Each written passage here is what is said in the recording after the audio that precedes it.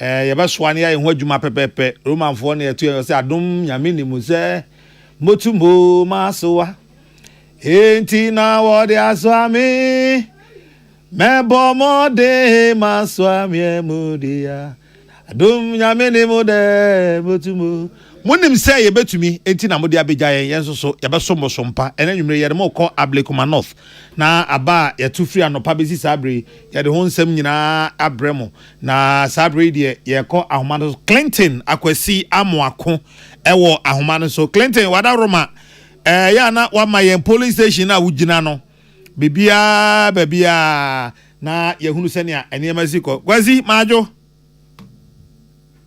so Clinton majo yes boss mejo so oje meso yo odi oba beto me hasa oje meso Clinton na hina ugina no boss see me wo awoshi asiedu JB memorial school see and almost started counting no menyanya figures ni bi die ba anum the security wise no the police were hanum edos pa na other fire police omonso yes from fire police omonso wa happy prayer omon making sure say ahanum asumje ebeba during the counting and any after counting no say there Clinton we are now inform boss baby ugina no say ho ye hefa Asiedu JB Memorial School Asiedu Jedu Bachan Jedu ai o makan wi ana boss titia na o ma start ya o mo kan okay na o to aba no wi e kopem se o mo kan na e hot say start ya aba to na start ya no sani ya mesimi kan no basa e kakra esia na nkofobia na SWAT o mo share SWAT uniform no munye national security pa o mo pa Asiedu JB Jedu honum no o mo ni a police wo enya nta wa kakra actually no police wo no make sure say o man timi amma ba bia o mo to aba no na efiri honum de see security de efiri honum no security e tight wa pa bia koso boko o wa say party mpanifo ni echitafo nyina abodom pemo ha o make sure say o mo so e de o mani be check county na e be koso e wa ha say no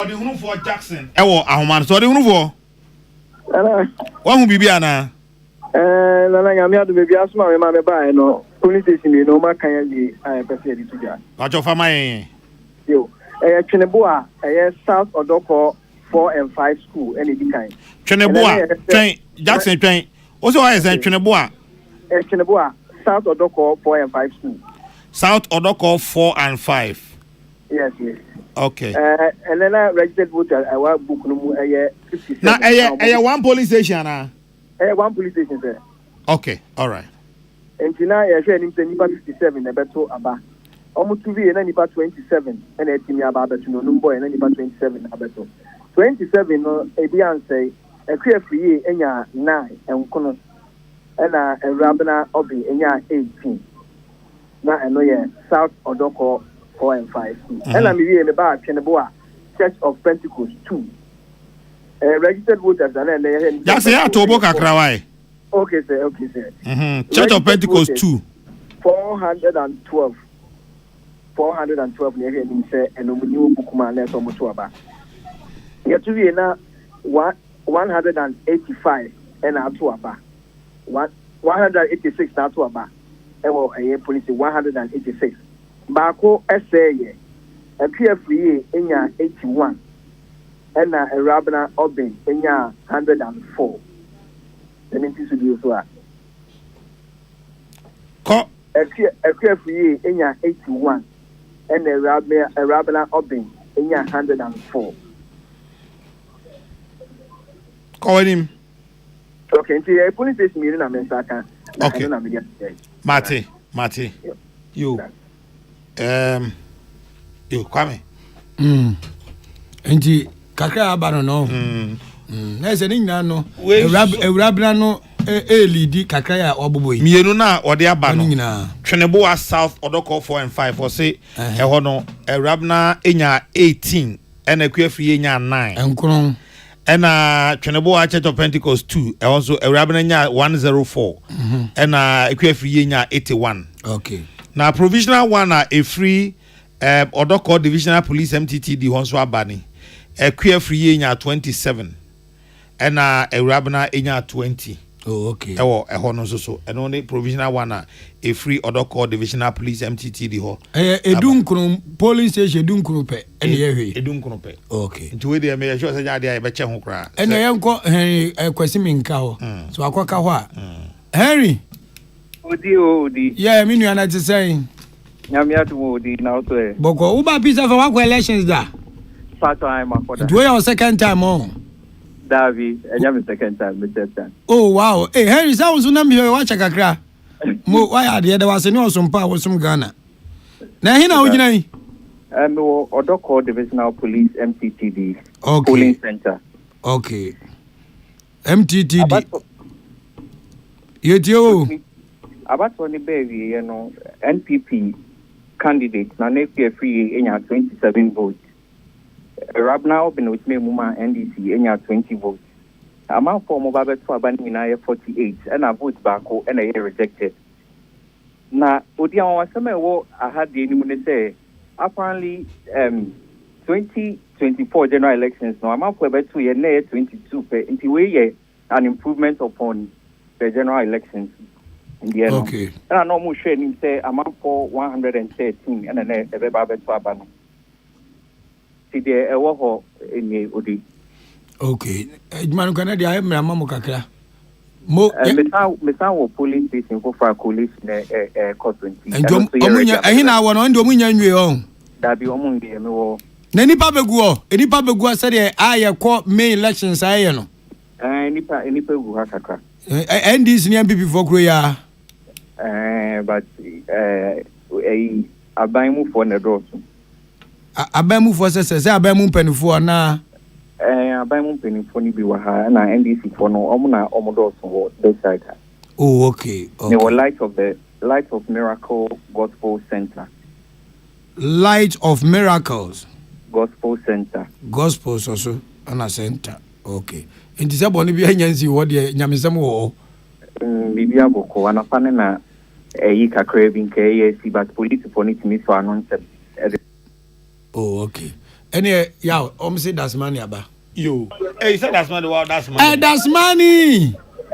Odi. And na bibia boko de me that's money.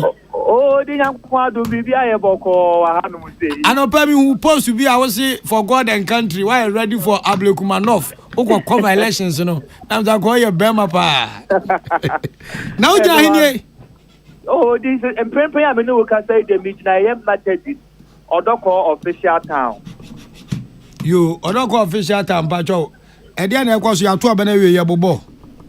We be pie mu o eye Methodist hanu mu say ya to aba na wie a me no ka say no ma akan aba no enyina awie. Na answer na no me di kan efiri eye Presby 5 and 4. Ni na wo Odoko official town na baba be pie.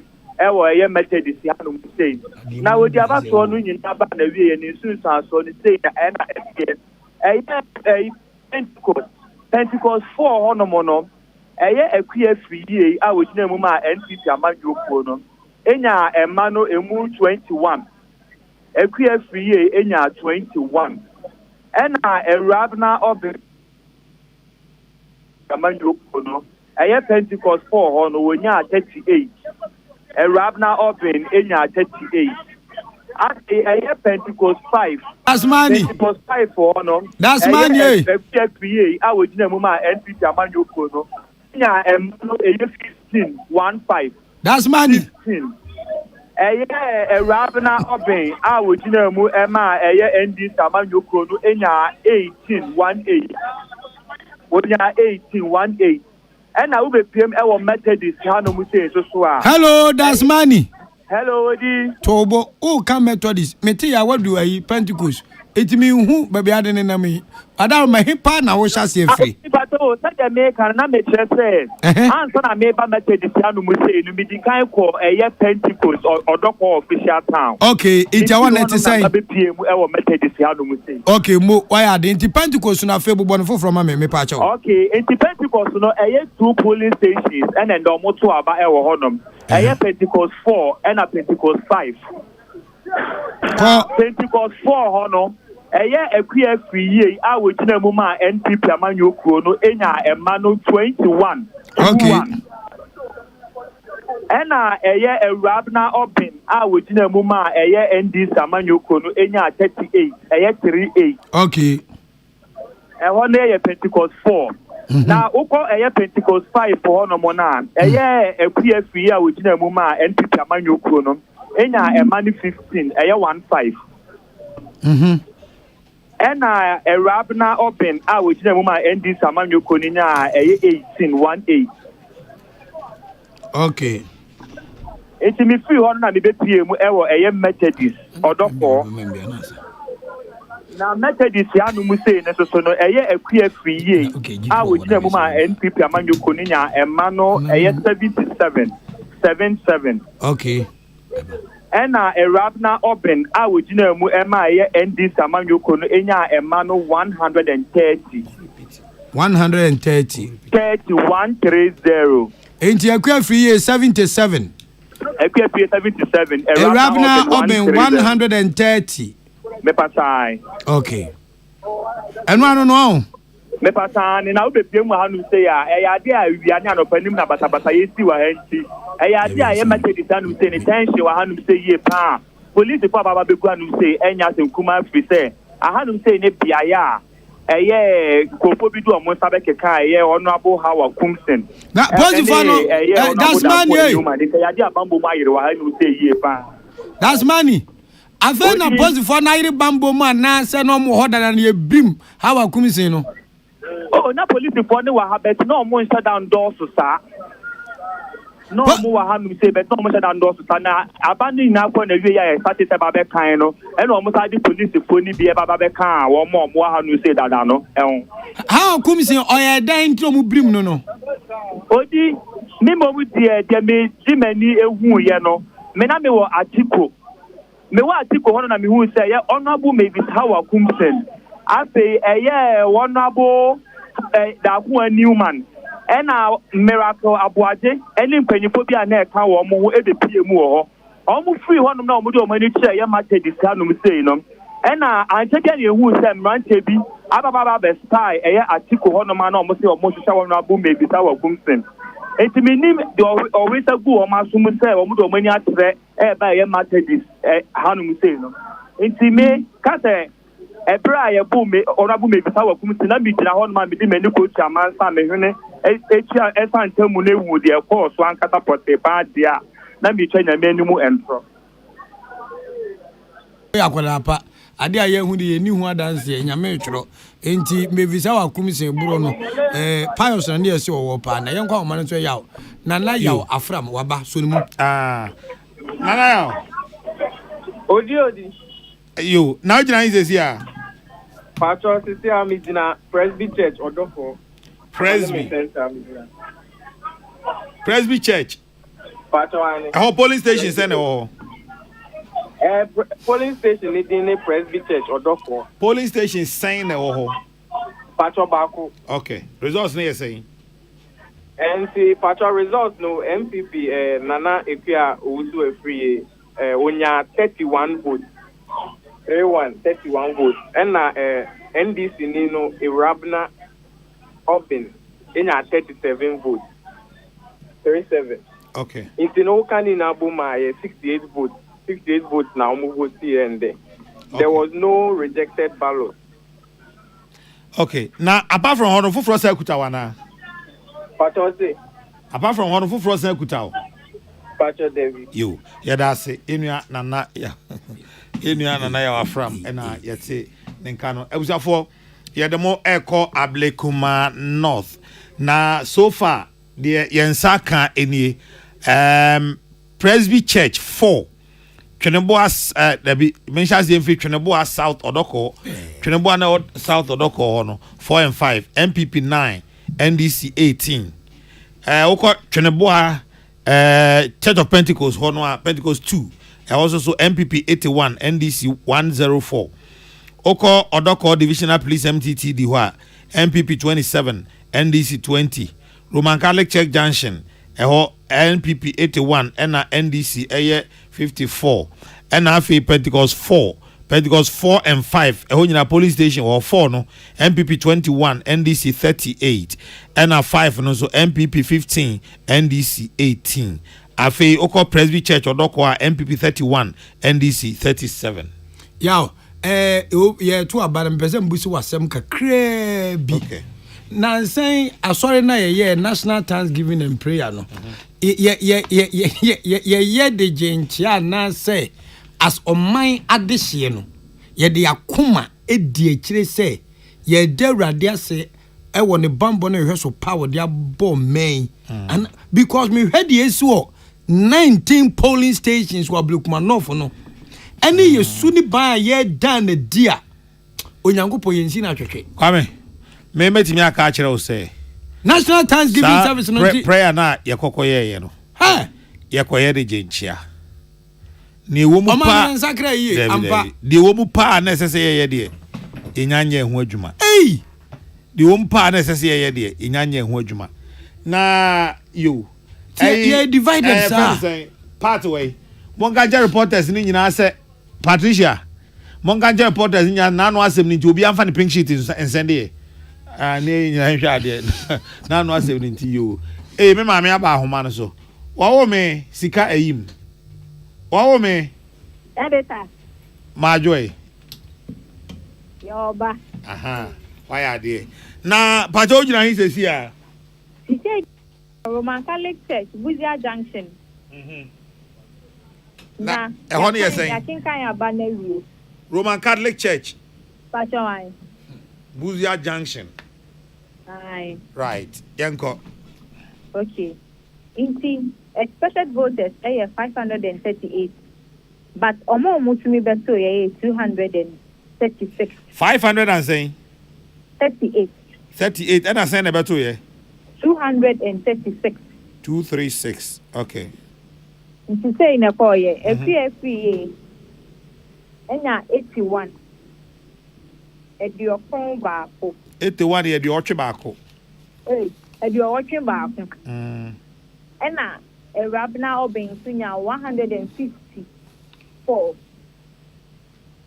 one saying 154 how do you know 9 okay aye ena Bethel Church Bethel Baptist Church and so yakinkan ya wie okay yanko and also expected voters 429 429 aye but amount mbeto 174 429 174 aye no FFA nya 89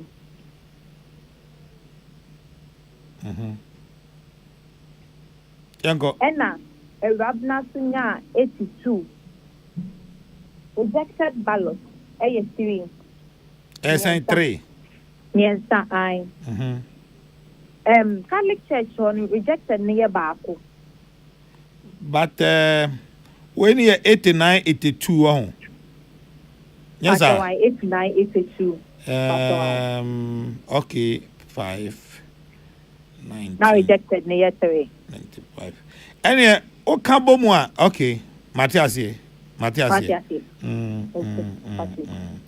until me change pink sheet no nothing okay 175 okay all right Mate that's it you Kwame wa George aba George Osei Kwame so we didn't buy data to your small boy directed in the grand dear bar oh George do editor na bibi abakọ de odi nyame adumo na onfe mi so me ho ye pa na wo gina me pacho mi gina Pentecost, the Church of Pentecost, Mount Zion Assembly, Pooling Center.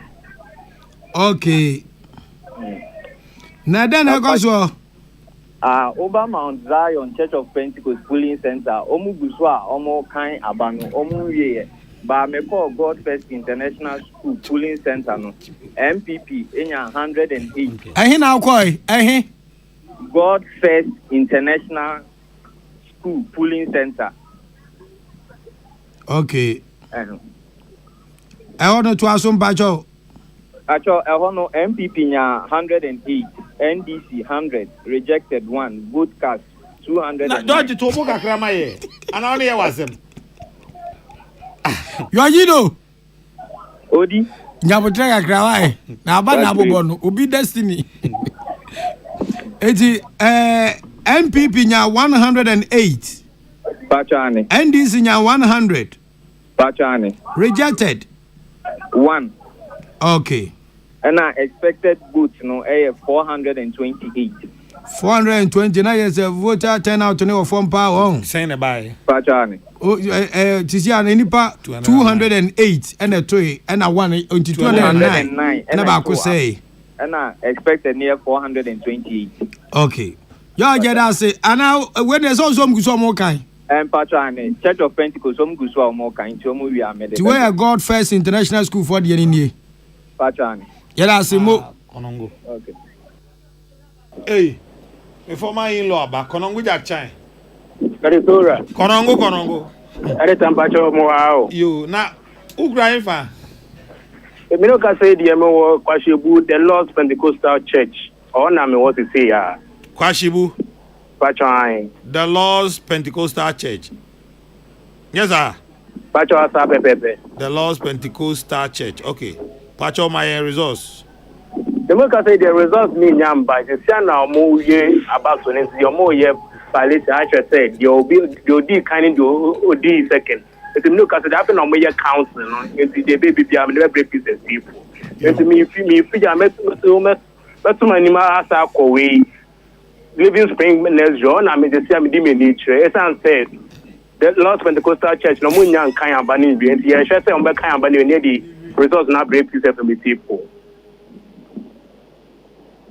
Yo, I say, any Mate, coin now, Zakana, de my why. Konongo Jack Chine, praise God for someone or no. Kwame, now be some say, I sorry now, Ghana, yeah, no. Bakame. Me hwe me ntwa no ansa. Me hwe asema sofopon His Eminence Peter Cardinal Kodwapia Texan. Any the Ghana Mampini His Excellency John Mahama Khan. Any speakers ne kan ya. Now the two ya brabo aye bon ho about national unity, national cohesion ya dada yo. Now we can pay ya the Christo atali ya nim and oman we unity nim. Samrantia sabe omu ye di omu ye enyo mu pe no mu de ye empanufo na tawo machie de MPP for ye wa so west wogon me nipa bi na twitwa na e feel say we've grown about this beyond that yes ne ye united ye sorry Christopher nyina amra no enkonkonsa na ye di kire ye ye dada o man di wano fafa ene yi ma na wa kuma e pre kwame ene de say all time kakra hwe na ene on free no pana monitor de ene me point me nko ba bia o no fie hasa me ra ho pa kwame making can post bi on Facebook wo na wo hunu sane nipa bi adwene nipa bi said ya omo dwene ene nia omo ye he obeti ase kwame hwe kwame in fact me no kasa sisi minority for at the state center but me the man na o mi so on print emra minority for sisi o ma issue statement appeal council for more sir the minimum the ntia ya o ye nunu ye ho ayesre de ye me ya ne now Christo ne ye de na bata na ye di agro bi sa no we need to be united sure hwe emra ensehu si wa ya so wet wogon ye tena ha condemn I am pai bon say asoman yenya mampani a nitiri kwa ye Ghana for do na to aba bum dia ma no ai visa asundwe ni odo ni nkabom beba no ye chie ho awe ye tie ma ya se ye brim ni pato ye moa de ko so aya so west we go ye condemn yin na kire no ye hwe nti obi nwu ansa ne ani abe ho so au Ghana na Kwame Hawa Kumsin oba besia wojina ho onko ba bia wo omo obi me hu videos so hu videos ne bi me hu na unta o je results na me wo so miti akwa ne jump free ye kokko pim ma me no abo wa to ho Kwame ya bo wa to ho if I'm pesa ye fa ne sen Naomi fa statement na mra ho na yen kan statement ne mienu na ubehunu ne a ewo mu ba Kwame before Naomi this statement ne beba no me mamenko ye fa ne sen Facebook oh mamenko Facebook emra na uhunu ne ma ne bia nkofo atrotro Facebook ne ade no a Kwame orebe ho amagana I'm telling you honestly orebe ho amagana nyame hu ye nyina mobo orebe ho amagana no one is saving this nation. The nation is divided into about 3-4 ya chiche mu first one Dr. Hannah Louisa Bisi-Okote. Violence begets violence. Hannah Bisi. I don't sympathize with Hawa Kumsin. Why voice? I say I don't sympathize with Hawa Kumsin. I was a victim of her actions at Ayawaso West Wugon. Okay. Hannah Bisi-Okote. Most of my voice, you know. Okay. Now, Sam George Chiroba Akubi. Kwame. To me, Senipa. To me.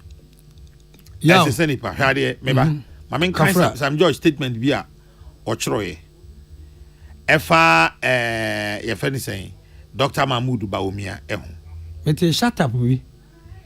Me hu sa. Hannah Bisi dey na ready. Mama Hannah Bisi dey na answer. But please don't ask me to feel sorry for her Kumsin because I'll be lying before you and before God. I don't feel sorry one bit. Go and ask her. And also, I'm a victim of Hawa Kumsin. Ask her if I deserve the men that she brought to come and attack me. Ask her the people that they shot and killed at Kaswa and the organizer that died. Go and ask her the guns that she shot and people that did they deserve it. If I move away, a parliamentary candidate, what they did to her, did she deserve it? And ask Hawa Kumsin the slabs that they gave to me when they were pulling me out of my moving vehicle to continue beating me. Honorable Amate from Teshi, he used to be the MC for Teshi. He came there, called him my Yawaso boy because he and the wife came. He tried to intervene. They beat him and beat the wife also. You understand? Trying to save me. Ask Hawa Kumsin, did I deserve it? If I didn't deserve it, but if I think that he thought I deserve it, so she brought the tax to come and attack me. So whatever happened, if I did, she deserves it better. Kwame, I don't have him. Many so asaje. Ade. Say or say o ka bibi fufuro no wanka no kura obedi ntro nipa na ebisa na asem nanim. Ani nyankopon anim. Ti na kuma mu nipa say ne de si ya brim no. Ya brim ha o kumisen na aya ateka. Anti on the emibia besin ko se ha kumisen mayiko emranje twitwa na sotoro. O maye butu me nipa wi wo kaso a nti on de esi no so ka se ne ya de ma Hawa Kumsin no oboa ya brim no o fate brim ti ya brim na ya brim no sampanfo we ya o hwe pani due manti o sampanfo we ya no mo se Ghana yanya baako na yemwa so mani beye ti ya yida baako asi wo se yemfa ye ho bone nche ye ho ye na awurade ase yense nhyira ne nkumdie ma oman se Hawa Kumsin ye bibi emri bebese ko na enya ye condemn ba for your study ye condemn de ko so aya waso gogun ye condemn ye no se ye ni say ya emre ringa zo uchu mu time NDC be go opposition one day uchu mu time MPP be power one day MPP say be ko opposition biem we are den 2 minutes na fa akoda na se yesi we ye me mfa nche omani ye die nti mesuminya power me di bi be ye na ene munya se mudi Kristo obam se Yesu nti ye yi daba kwa so say ye de dana say ado e man enye no kure na munni mu bone na amanyofo a wa Ghana ha MPP ni NDC muni mu bone because it's like their MPP wa bam omudi ye NDC fo ni bi no and NDC fo nso nya tumi a omudi tuo mu ka no na Ghana fo na 7 brothers say ye tie ba bi na mo do ha beto so mamenka first statement from Hawa Kumsin we are the National Peace Council. How Kumsin Jima so la statement Hawa Kumsin the statement aba why don't what try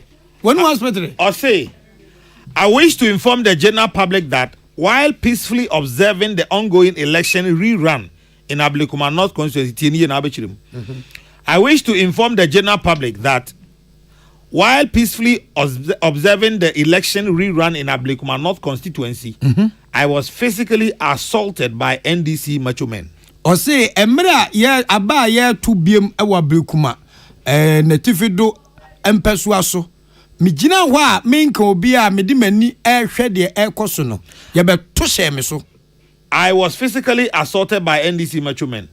During this unfortunate incident, my personal mobile phone was forcibly taken.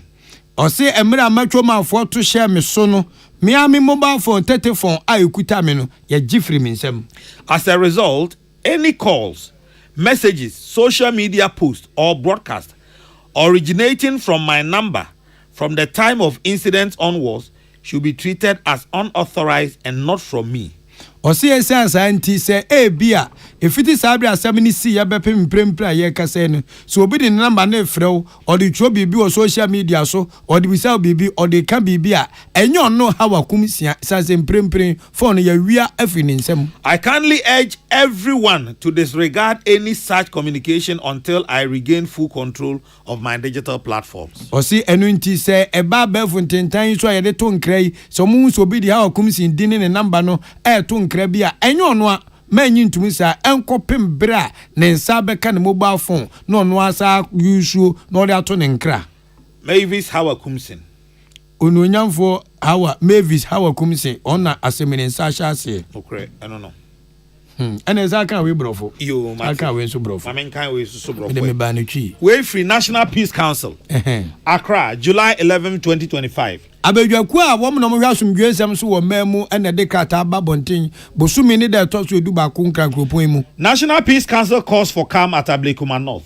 National Peace Council say almost adwobrel ko mu ye e wo Ablekuma North abato mpesuaso.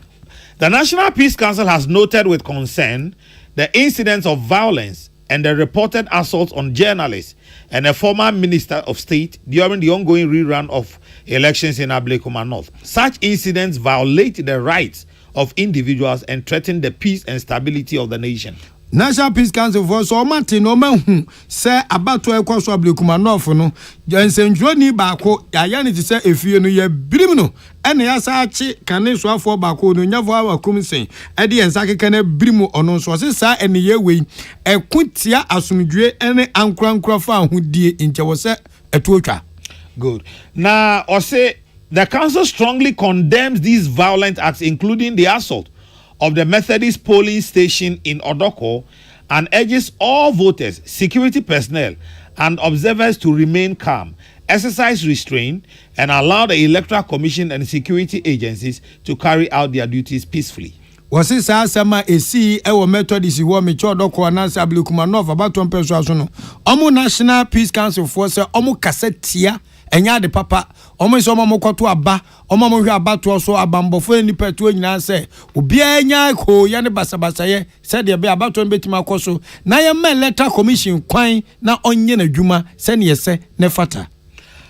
The council welcomes the interdiction of the police officer involved in the assault of a journalist and further calls on party leaders and the youth of both the NDC and MPP to take a collective stance against political violence. Or say a National Council Peace Council for some of the passer post in here. You susu say one will brim centroni no yachino na yabe memra and they said your father be atom tote ediaba a post in a bo centroni no. It's a job for be a bo money. A post in me who picture be none and moving some dear or slapo journalist and a papa. Na me ra ho papa say police ni. Say a police ni. Centroni. Or officer police in his office. Almost one day denta. He said this to something division BBB commander. MTT commander said they were denta. I don't know. Or only Yamin. Hey, I won't bring me out. I then I home. So to be a me jewa kwetiapa about to pound. That's what told the rain feeder. That meaning ana then I mean tiasio. The uboni a me minkuta two. Minkuta sekai. Ya minkuta ba. Maba police station. They are costed a me from a radio station. Mabu mama near. Near who assume. Kwame, now Umponiu. Send it Umponi, Kwame. Umponiu. Hey, Papa Police. Yes, Identical Divisional Police Commander Lumo only identified as the police officer who assaulted GH1's journalist. Now, we don't know when a problem. Bavo, police in the police station or problem. Woman, that police in our Shimasum back also Shimasum. As Antamayono. Barrier Hono. I didn't about police headquarters. Maji too. Agwatia de ende meje 2 or na meje asantama de no wine. But asantama de na call me pa. Na what was that was no hima so me de ne ba president quarters no. And IGP then ebusa ne say kachi ye wo den. Mr. Lassa. Yes. Ebusa ne say oh ye wo den. Was me nima de kro. Me kwajuma no kwa me yiri ka jam say kwa me ko me nya problem. Me nya problem. Ana IGP bi that one kwasuade amodi nkurase wo we ko nyu obi we da oboni a wabbo na sum free adwuma na me woro watade na ko atue su na ko atue su mafia crowd ya me fa ne kransie mafia crowd na giyirim e de papa ko pace opa chawa na me jase man kai ya papa yi afa na ho free ti so to na mo bo en mo nto mo bo ya nya mo bone unprovoked wonye bibia wo you are na zoom wanya ne hwehwehwehwe chese obo asuma me hu se oye be mapa anyway kwame o de me ba yenko yanim kakra o say we also call for swift investigation by the police to ensure that Peace Council for Lieutenant. Okay. Perpetrators are brought to justice.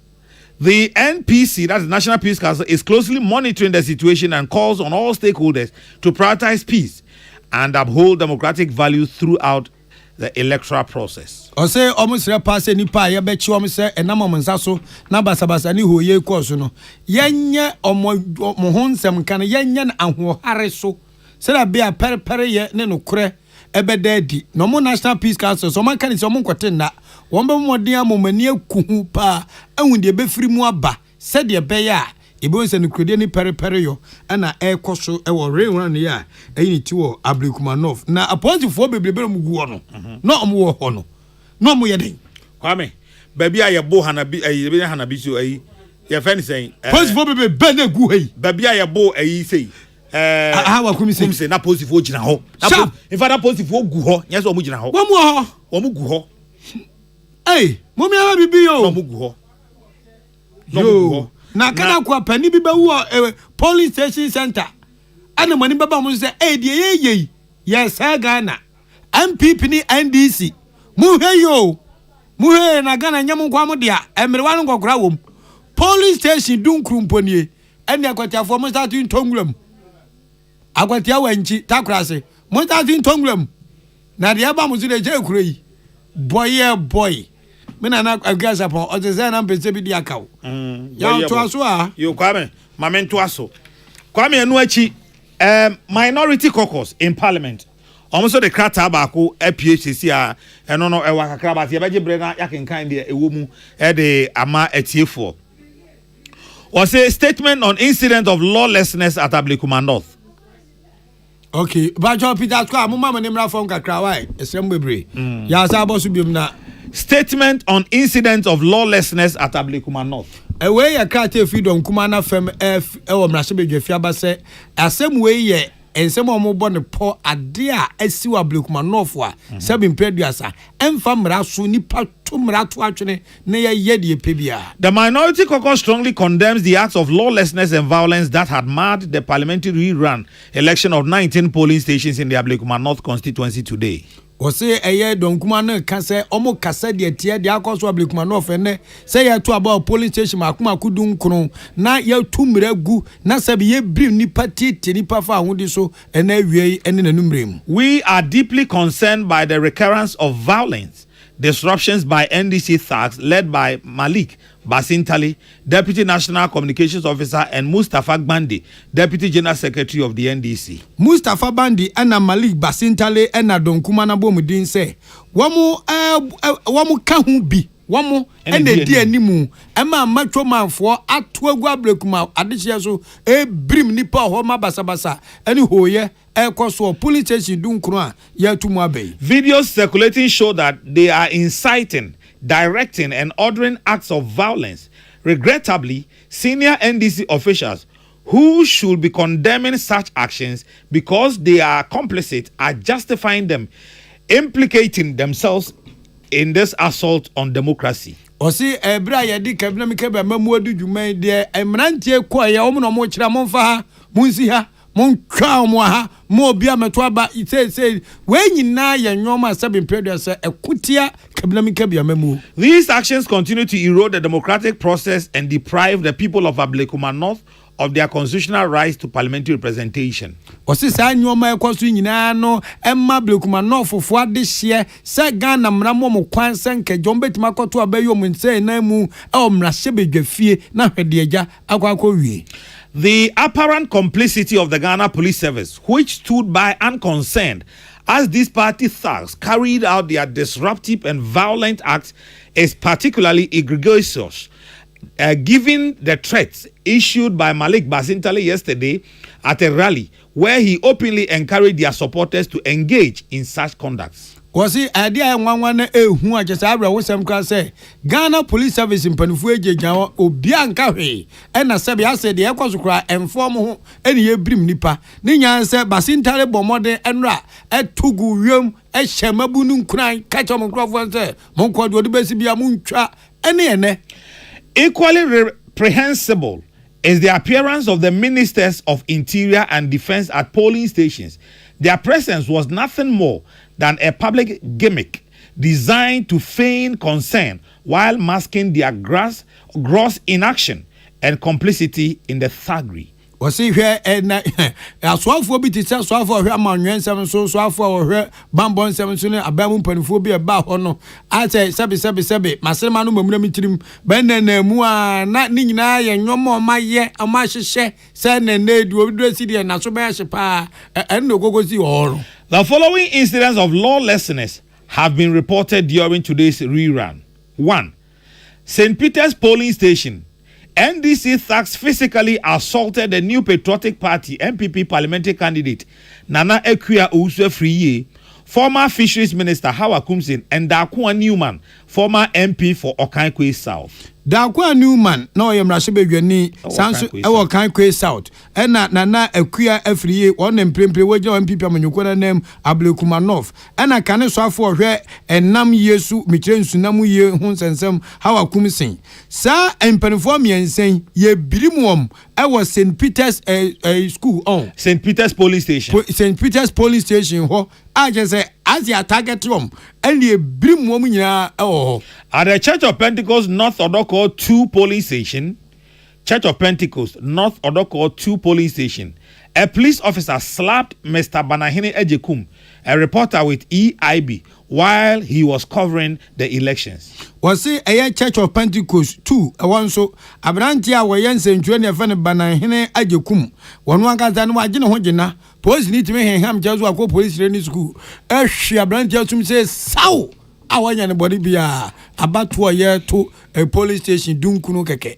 At the Awoshi DVLA polling station, NDC thugs dressed in brown uniforms, posing as security personnel, were apprehended by police after failing to provide identification. Ose Awoshi police station so NDC amanyonkono bomore hyehyɛ omomrante ni bi brown uniform abaka sa national security for police for no butan who are you also to who are you for what dika the chest or your post and so national security kire omunya bi answer na ye che wom. NDC thugs engaged in confrontation with police at Esiedu Jedu Memorial School. Ɔse NDC amanyɔkuo no matwa mu anaasɛ mo member nkantinka bi ɛne apolisifoɔ de siani ɛwɔ Asiedu Jedu Memorial School. Contributing to a tense and chaotic environment that threatens the safety of voters and electoral officials. Ɔse ano kan bi ɛma ɛhɔ no bɛyɛ huhuhu afei na enipa ɛbɛto aba ne bambɔ nyinaa ne ɔmo hwɛ abatɔ nso kana mo bambɔ nsɛm ayɛ biribi wɔ hɔ.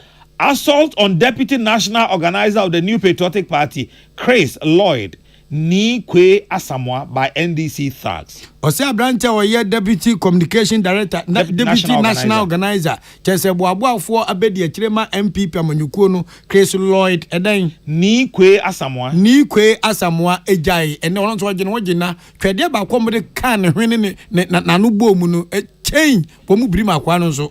This incident follow a troubling pattern of violence and irregularities that have plagued Ablekuma North since December 2024 general elections, including the destruction of electoral materials, missing pink sheets, and a fire at the Kwashiman cluster of schools. Osisa nyoma esisi na sabe nyase ahoho eviti 2024 abaya 2 yenim say ya ne koye ye twaja kra to suku dam hye suku da no Ablekuma North ane se free hɔ ababedu ene die yusu asabe ye de nipa adane punching bag ekutu ekum. The minority caucus has consistently called for transparency, accountability, and adequate security to ensure a fair electoral process. Ose amanyokuo dom kuma na omra se bedwafie wa MPP fo no akoso aka se moma pere your fan yo ene abatu mamu da pepepe enyiniti awa abatu aye kwakotumi nye ne enom so omuka. Our petitions to the Ghana Police Service on 4th June 2025 and our protest in Parliament indicated the urgent need for action to resolve this impasse. Wasi asama ya chokoma Ghana Police Service jumbo so ne de tosu ennan emfiem pimienu ne aduonunum ene nsama mo kam na shebe gwafie nyina di adanse se na kompesen kanwoma kama pa. We reiterate our condemnation of the Electoral Commission's decision to conduct a rerun in 19 polling stations, which we view as inconsistent with earlier assurances that only 3 polling stations required collation to declare a winner. Yes, this will be a can people as a China catcher Ghana Electoral Commission say, dear Womu Yamosa to about police station Makumaku Edunkuno, Yanyomu Yagene, since Electoral Commission and Casa catcher say, O my BBA, Omi here Bambokeke, now a police station Makumakumi and said Tikemono, O my Timabu bo abandonia who do kunim, Electoral Commission Antoine can consume, so then a bomanisu, James Womanum BB, dear you, Omita Fede Yan Kai, as you go to Dunku, MPP Donkuman say, Omu Dia said the Electoral Commission no the sudden shift to a rerun without adequate explanation raises suspicions of political interference and undermines public confidence in our electoral institutions. Was he said Omufiti Precopesa Daniel Monse police station miensa mu hia bambofo na abo amuba medical fed omu dadibu tu say omu botoaba polling station edu enum no edu nkro no e kire say amanyo samni panfo bia wurawuram enti na Electoral Commission enti me nyene na so kreme na enei omaka se ekoto aba. The Ghana Police Service must swiftly investigate the assaults on Nana Ekwia Owusu every year, Hawa Kumsen, Banahina Jekum, Chris Lloyd Nikwe Asamoah, as well as the NDC thugs impersonating security personnel, and ensure that perpetrators are brought to justice. The Inspector General of Police must deploy adequate security to protect voters, the MPP candidate Nanakwia Owusu, journalists and electoral officials. Wasi Nanakwia Owusu and Hawa Kumsen and Lloyd Mono Kikaone Banahine Ajokumu nyina Don Kumasa almost select Ghana Police Service led by the IGP Oranyo Unu say omo modern bia na ententem so enipa na mom nsaso e ma sa horo ye ene huru kasem no course no yemfo mom famna course na so twa bi wo mpa ye de ayire wom. Ensuring a safe environment for the completion of the electoral processes is required. The continued disenfranchisement of Ablekuma North residents who have been without a parliamentary representation since January 7th is unacceptable. The EC and law enforcement must act decisively to restore the constituency's voice in parliament. Omisi say ya to abewie 2024 na Ghana mpeso awudo nyina enyo manam si no mrahye bedwafie na Blekuma fo nko anya bi no abambofo ne letter commission toto mnyoma yomonye de se ne fata na Blekuma fo nso ade hye enyo manam si ni wo mrahye bedwafie na omnye obi obekasa mo mapre ede amomo na yenya sebe de ekosui. We call on the NDC to exercise restraint and refrain from actions that incite violence and create an atmosphere of insecurity.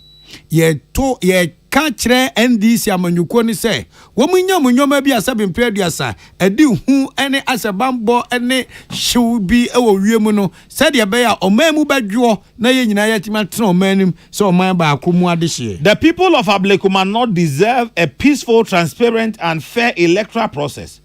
I say Ablekuma adehye so omu hia pa se ye beto aba emuda o fine kikan wa bia nim na mbenyo manam senior sabe yamfian zankwate tsema mi we ne aburu amanfo anse no be MP no. We also urge civil society, the media and the international community to closely monitor the situation and support efforts to uphold Ghana's democratic credentials. Sir Omen Kebinim Kebia Memo Betmejom Nasu Pintina and Kikawa Bianco Bemuno. Yes, aya de Obofo ni adisha organ nyina say. Yamfia nini e de akwaso Ablekuma no echi near Mohun Dawron Kamunsem said ye beya Omen Kebinamin Kebino him nebegina pinti. The minority caucus commits to defending the rule of law and ensuring the integrity of our electoral process. Ose don kumane se ombekọ so agina mo nanso abo emra a edibu o man kemami ka bimra no ho ban na ye gina omagina pintin se sabi mpeduasa abato bi ebeto no emu beda o fine na nye kataso mu aso. We will not relent in our pursuit of justice and representation for the people of Ablekuma North. Enya dia sabi se pere yo fine yo ya o masede se omu jo mo nanso ye no wo mo beda so omu ntonko wo so ombekọ so akumanim ediama Ablekuma adehye no. Signed Osahin Alexander Kwamina Afenyomakin, minority leader. Openi odado nkumana no mrahye bedwafie Osahin Kwamina Afenyomakin wono ena ne nsa ese saa brofo tetenten ase. Kwame, the free minority for any peace council for wha ba no. Ne tofa bomu nyina ne se yenti na yemfa soboni mu obia yede babo amanyuko no mienu MPP ne NDC. Opena jukum mpanifo se wa yebi atwa so yenkase ma yebi atoa so se ya adwen se ya okase di ayeme timitum di bibe ya okase odi ankan di ayeme timitum di bibe odi ankan a se yentima afa ye ho bone an kye ho na ye hu se eyoman baako na ye kyekire na de ade na eme ya ne se mpanifo atwotwo wuro a wo mo da o menya no ye di tumi ahye o monsa both MPP and NDC. It is highly very difficult for you to see and hear any of them say omaba wa be omamanyoko wa bem no they will condemn anything as such. MPP wa bem they see omo penso oman condemn NDC abey obi kraka anabisu ya bamu peni ono say excavator 37 ahira anje bi osin tan kan no wono kra so on kwa de oni ayemhihye bia na nya ne ya de ha wakumsi FM no yaw say won penifo atwotwo wuro sei nesu ni ban sei no be dan ne dia o man wo do a mo se mabu na eba no yemfa show mumu ye mofra ye ma ye nananom yemfa say sunu ban enua o no enye ye adentina meka sa penifo se de odi akire no osua de odi kan nante. Kwame tie we so we minister for communication Sam Jata George.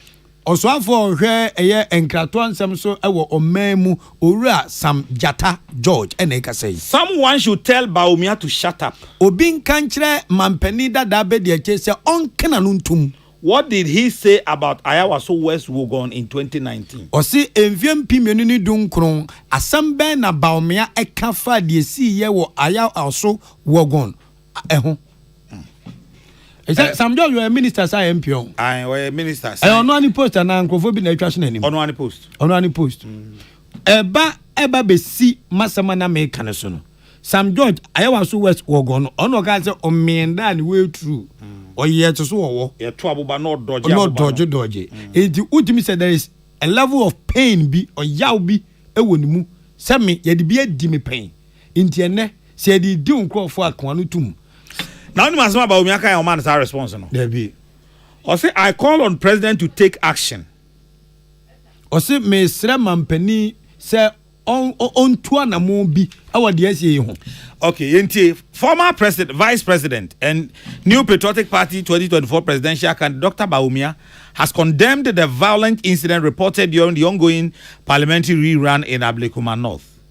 Osi kane mampani abede cho no kwesa 2 franc ama MP Pamanyuko 2024 about nim akasa de tia rerun aba ya tu ni biem e wa Ablekuma North no ho said ye kwaso no entwa ye. According to him, the development is a betrayal of the democratic principles of National Democratic Congress pledged to uphold when they won power in the 2024 elections. Osisa de kwaso nyina e kire se boshe a Amanyuko MP NDC sheye so munya tumi a ombe kuram na kabina min kabi etimagina pinti no omato atwene. In an interview with the media, he explained that they are very, very disturbing.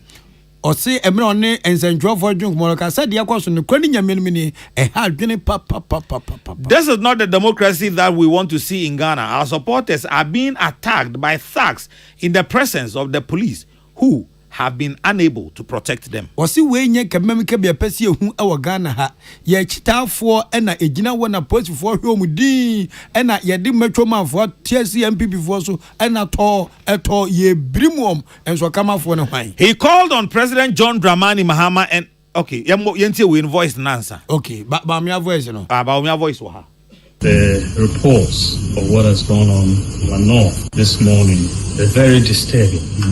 This is not the democracy that we want to see in Ghana. Our supporters are being attacked by thugs in the presence of the police who have been unable to protect them. The candidate, Ekwe has been attacked. Our Kumsun has been attacked. Our deputy national organizer has been attacked. So many of them, Oko, Asante, many women have been attacked. After every election, we want to see that the democracy is being enhanced. And this is very important for the peace and stability of our country. You recall that the background of this particular by-election is that the police had told the EC that they were unable to provide security to collate 3 pink sheets, just security to collect 3 pink sheets. But for some reason, they were able to find security to conduct elections in 19 polling stations. And today, our people are being attacked. The police presence and unable to provide security. We don't want the country and political parties to start to think that they have to provide for their own safety. This would be a recipe for disaster if every political party has to raise their own army to give them protection during an election. But this is the message that is being sent. Na Enuachi, he has called on President John Dramani Mahama and the current NDC administration to act swiftly and decisively against those responsible for the violent disturbances that marred the parliamentary rerun in Ablekuma North. Ose was Ghana Mampeni, His Excellency John Dramani Mahama, and this Amanyuko Imprempre, woman of Mubu Ghana say, Omo na senya ha, na in someone near to trust sama aidi to I also, ewo a Ablekuma North no. Woman really need power, woman take no, yan wawum. And I'm coming for me, sir, Mampeni that Dabedi, Chete, we got a thing with Jackon, yan to Obiao. Dabidi because woman, you know, when Mr. Oman almost Manqualano. Oma no musuma metro man for no metro man bia ni ho beka cho se ma so no pa matisi ye to ababi wa Ablekuma North timi ko brim obi enye no kore MPP for the metro man brim NDC for oma no musuma NDC for the brim MPP for oma no musuma ya di nyame soma kate animu kwa ukwa sole kwa woni do ni edi zamfon wow, into the years you be ya baako National Day of Thanksgiving moboa. Bible say onyankopon yensi na twetwe by their fruit we shall know them. Yedi nyankopon dia gro mamu ha o. Yedi nyankopon munya mo politics. Obi unso ya owura duo, unso do wafu. Mamu me mfa nyame me da ye ho. Soli frefra sofo akese atwotworo tonso emu oduro mu bogu Independence Square mu empanifo edibone a and I'm expecting the clergy some because say Ghana leaders mo how me mon condemn nana odia yamfia into form say man pani bet ma condemn a say vice president bet ma condemn a say sedun kacha bet ma condemn a and o man pani da be de che ba me e condemn ayawa so west wo gonde si otimi condemn e. Are we building a nation or we are just playing with the souls of this great nation? The men who attacked Howard Kumsen were protecting the integrity of the ballot. Ruth Delasoa, NDC deputy youth organizer. Can I hold him?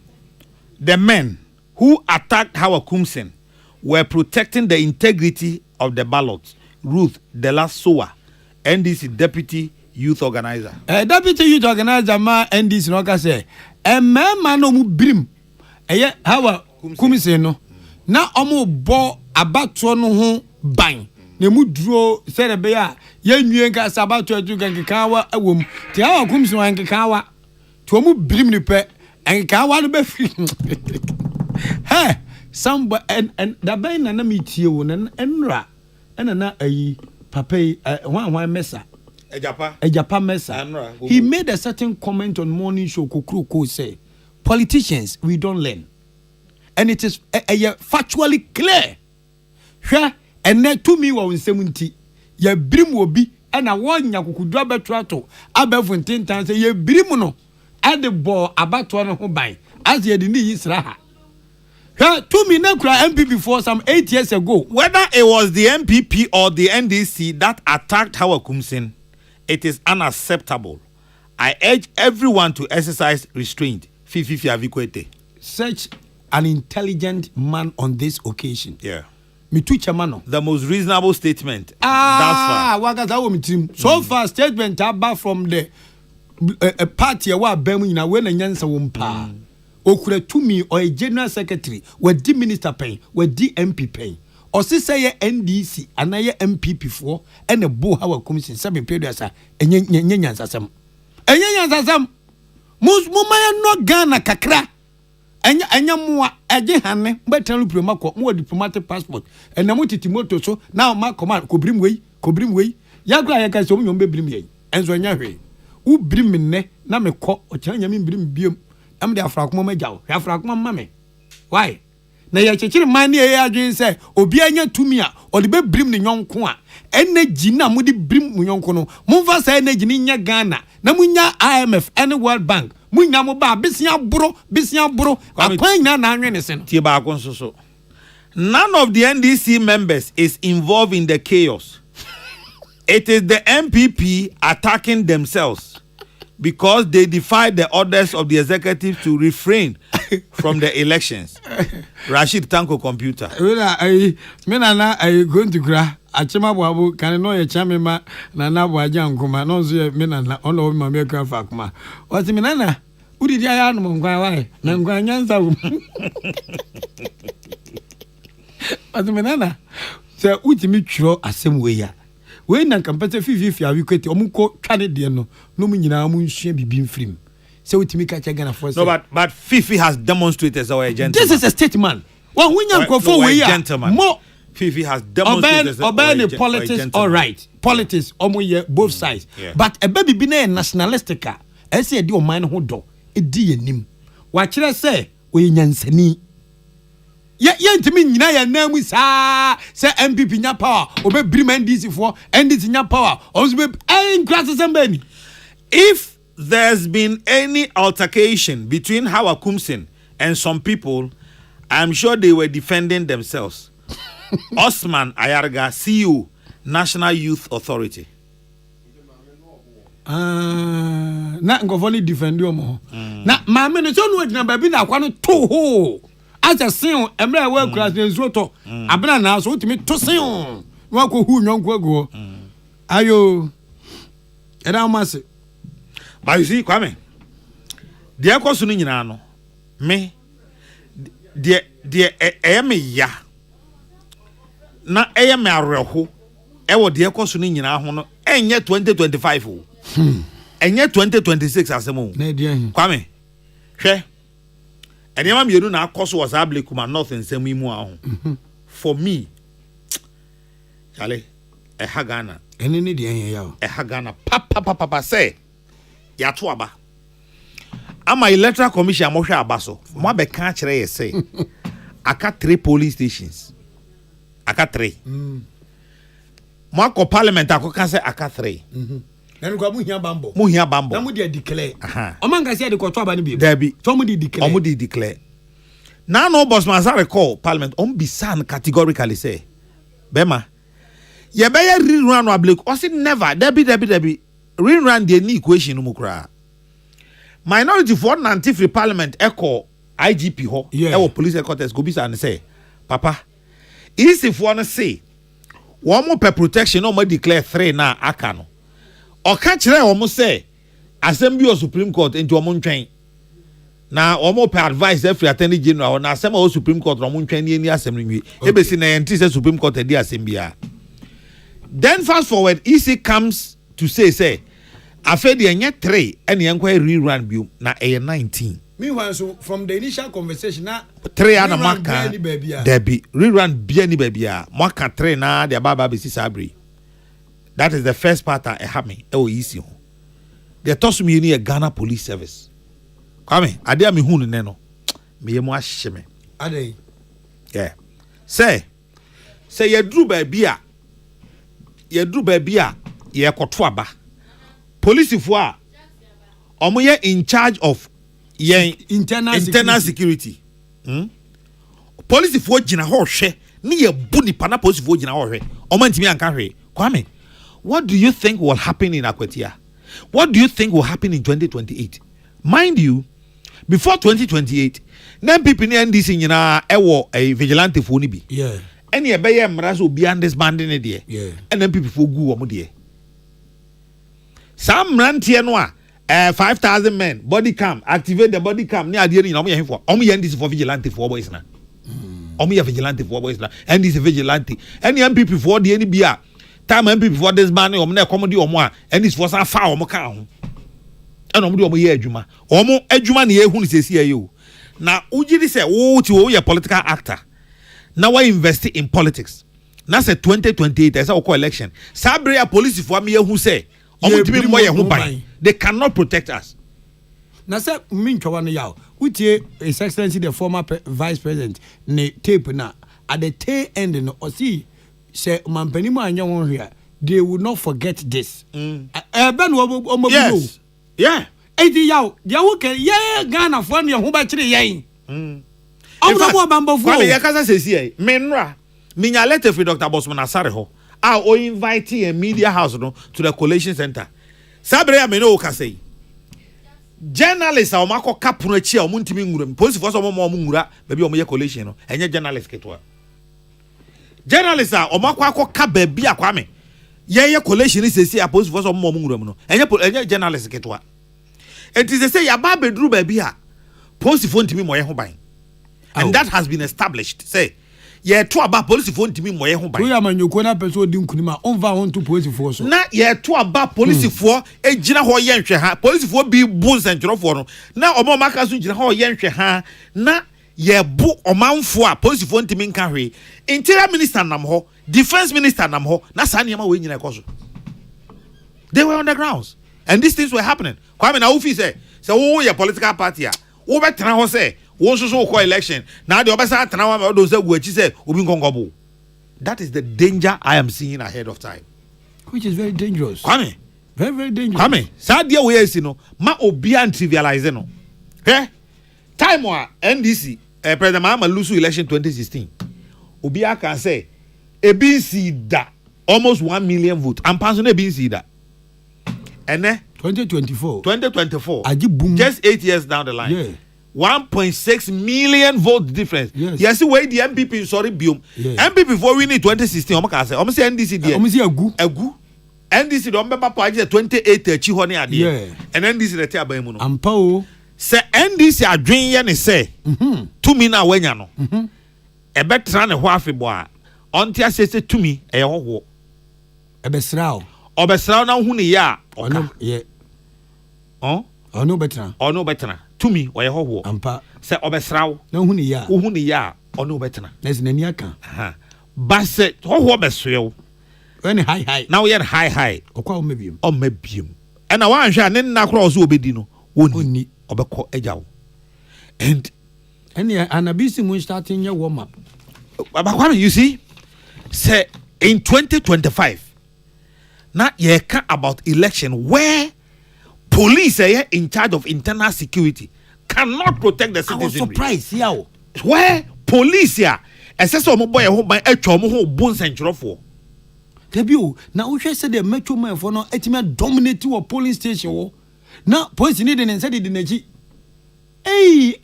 Hu. Hwe.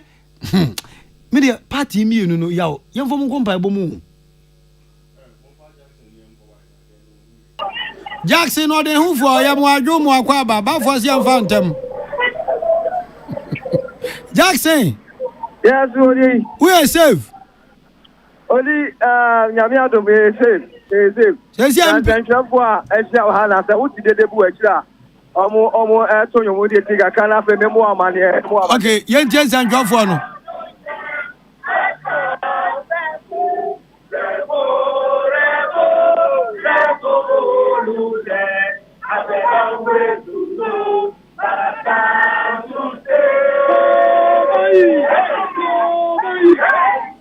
Yo, Kwame say what enyumi any de da ekosu ya.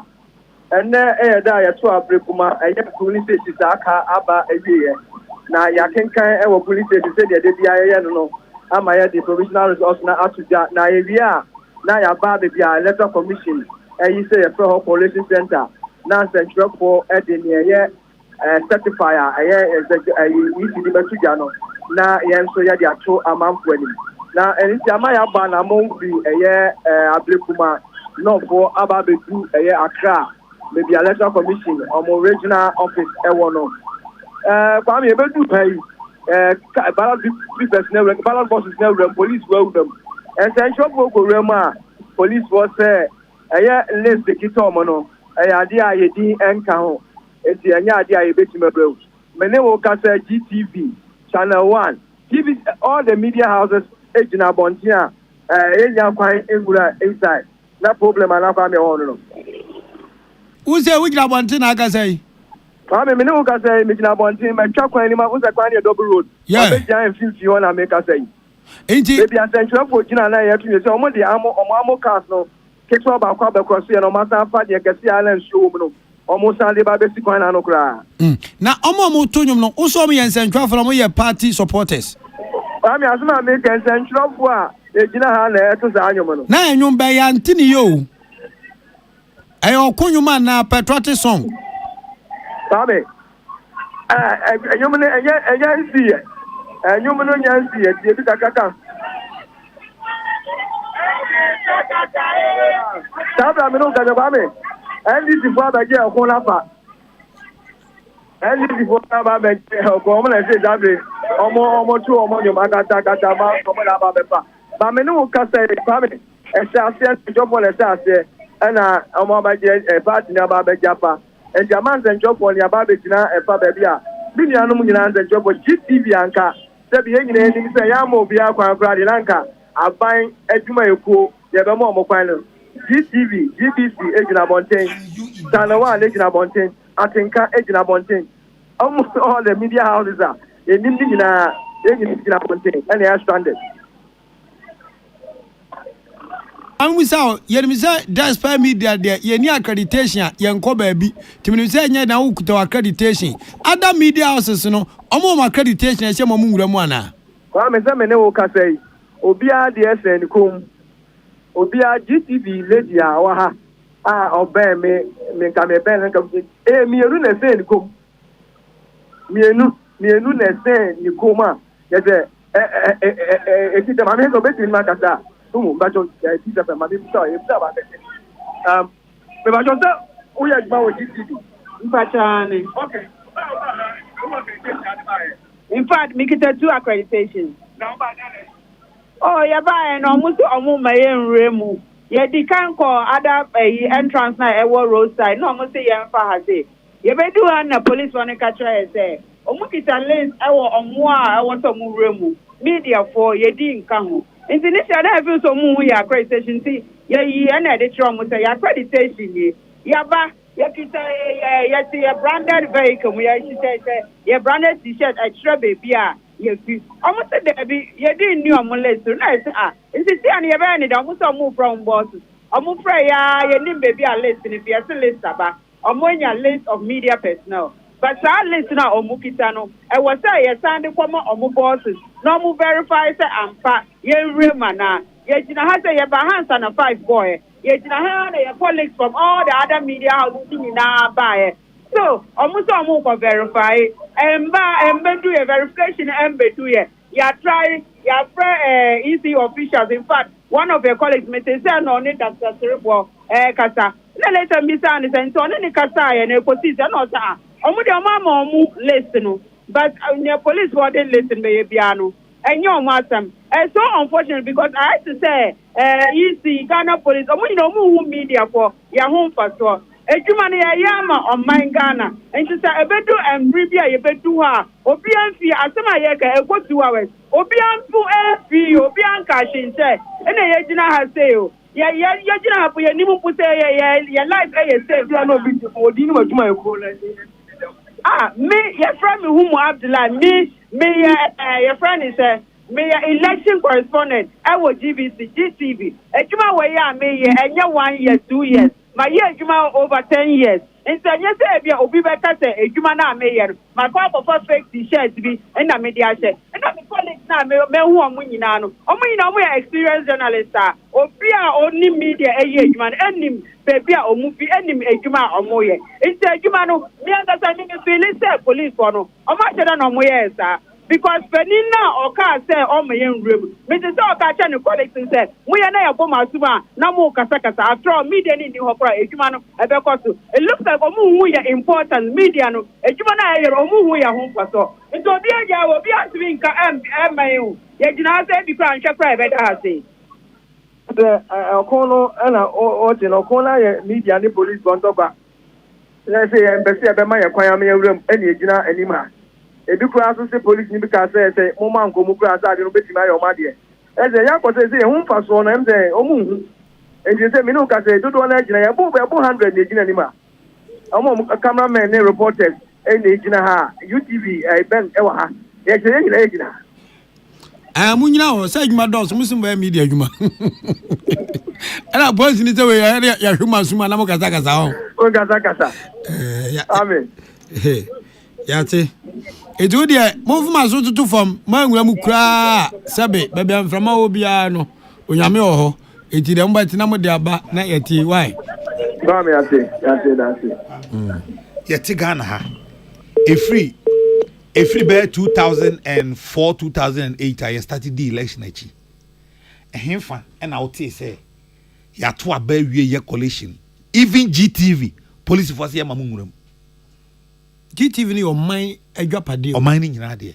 enti GTV de nko ohia accreditation bia na o de akoba bi okotie kekababa man I was just telling you say me enma me wa ho na Dr. Bosman Asare sending me invitation o invited despite media say Yemra Collation Center and Jackson Kato say police if one say Leicester isi de ma wo mo no yedi nka ho enti entimi nguram ho bi now they say already unim say MPP for no pull out around certain hours of the election because now almost security omo nyina air threatened and they say why am na share them how mo collect results no say your one nke be hu abeka che Ghana and they say why am na share ho e just say you hwegu ade bi o hwa on kwa ye de ti animu ade bi hwa ye de ti animu and he say NDC an go fabric kuma north de na beba na MPP nso amfa de na beba kwame enti NDC o MPP Ablekuma North. What is the significance of Ablekuma North? Bibi wum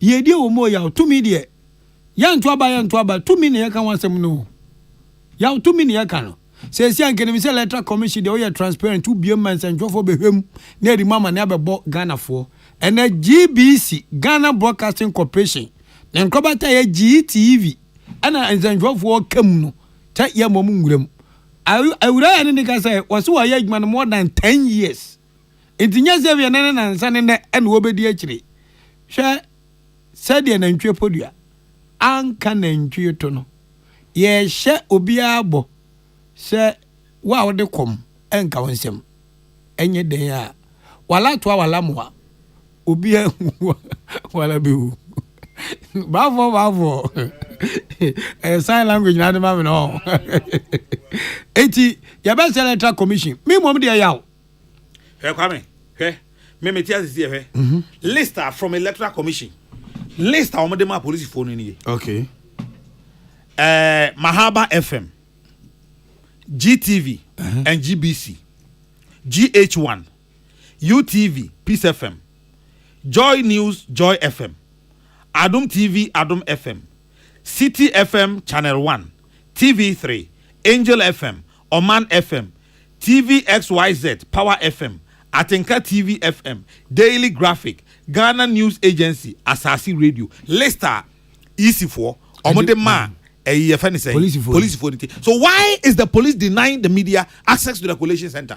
They should come out and tell us. Nanya police na catch Jackson we say moko aman ko muko bit ma human. Ti o ma say you win ya sa we so be hwe asum. Sometimes and say you we na rara be akoda.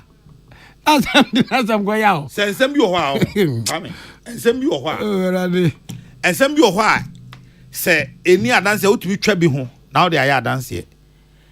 Police for no mat ne ayete fa omo hono nya nokre say ebinum wo ho a omo time aso na omo per contract there so omo ye de omo betumi bia no aban no ni so wo mo ene yes okay aha yes no kwame na police say ye hunu police ni bi o 19 polling stations ni 19 polling stations a police for ntimi moye ho ban a akwatia amida akwatia de mesre for this you wo na abeko akwatia de mesre for this means an ko bi mu kwame wa na abeko wan le mu a na enye umpatamu mai mesre for this papa leader of delegation me panic chow kwame tiesa me di mi ko man for kraba me de mbaba be panic chow kwame you don't respect me. I respect you, my brother and my editor. If I send you, you won't go. I will plead.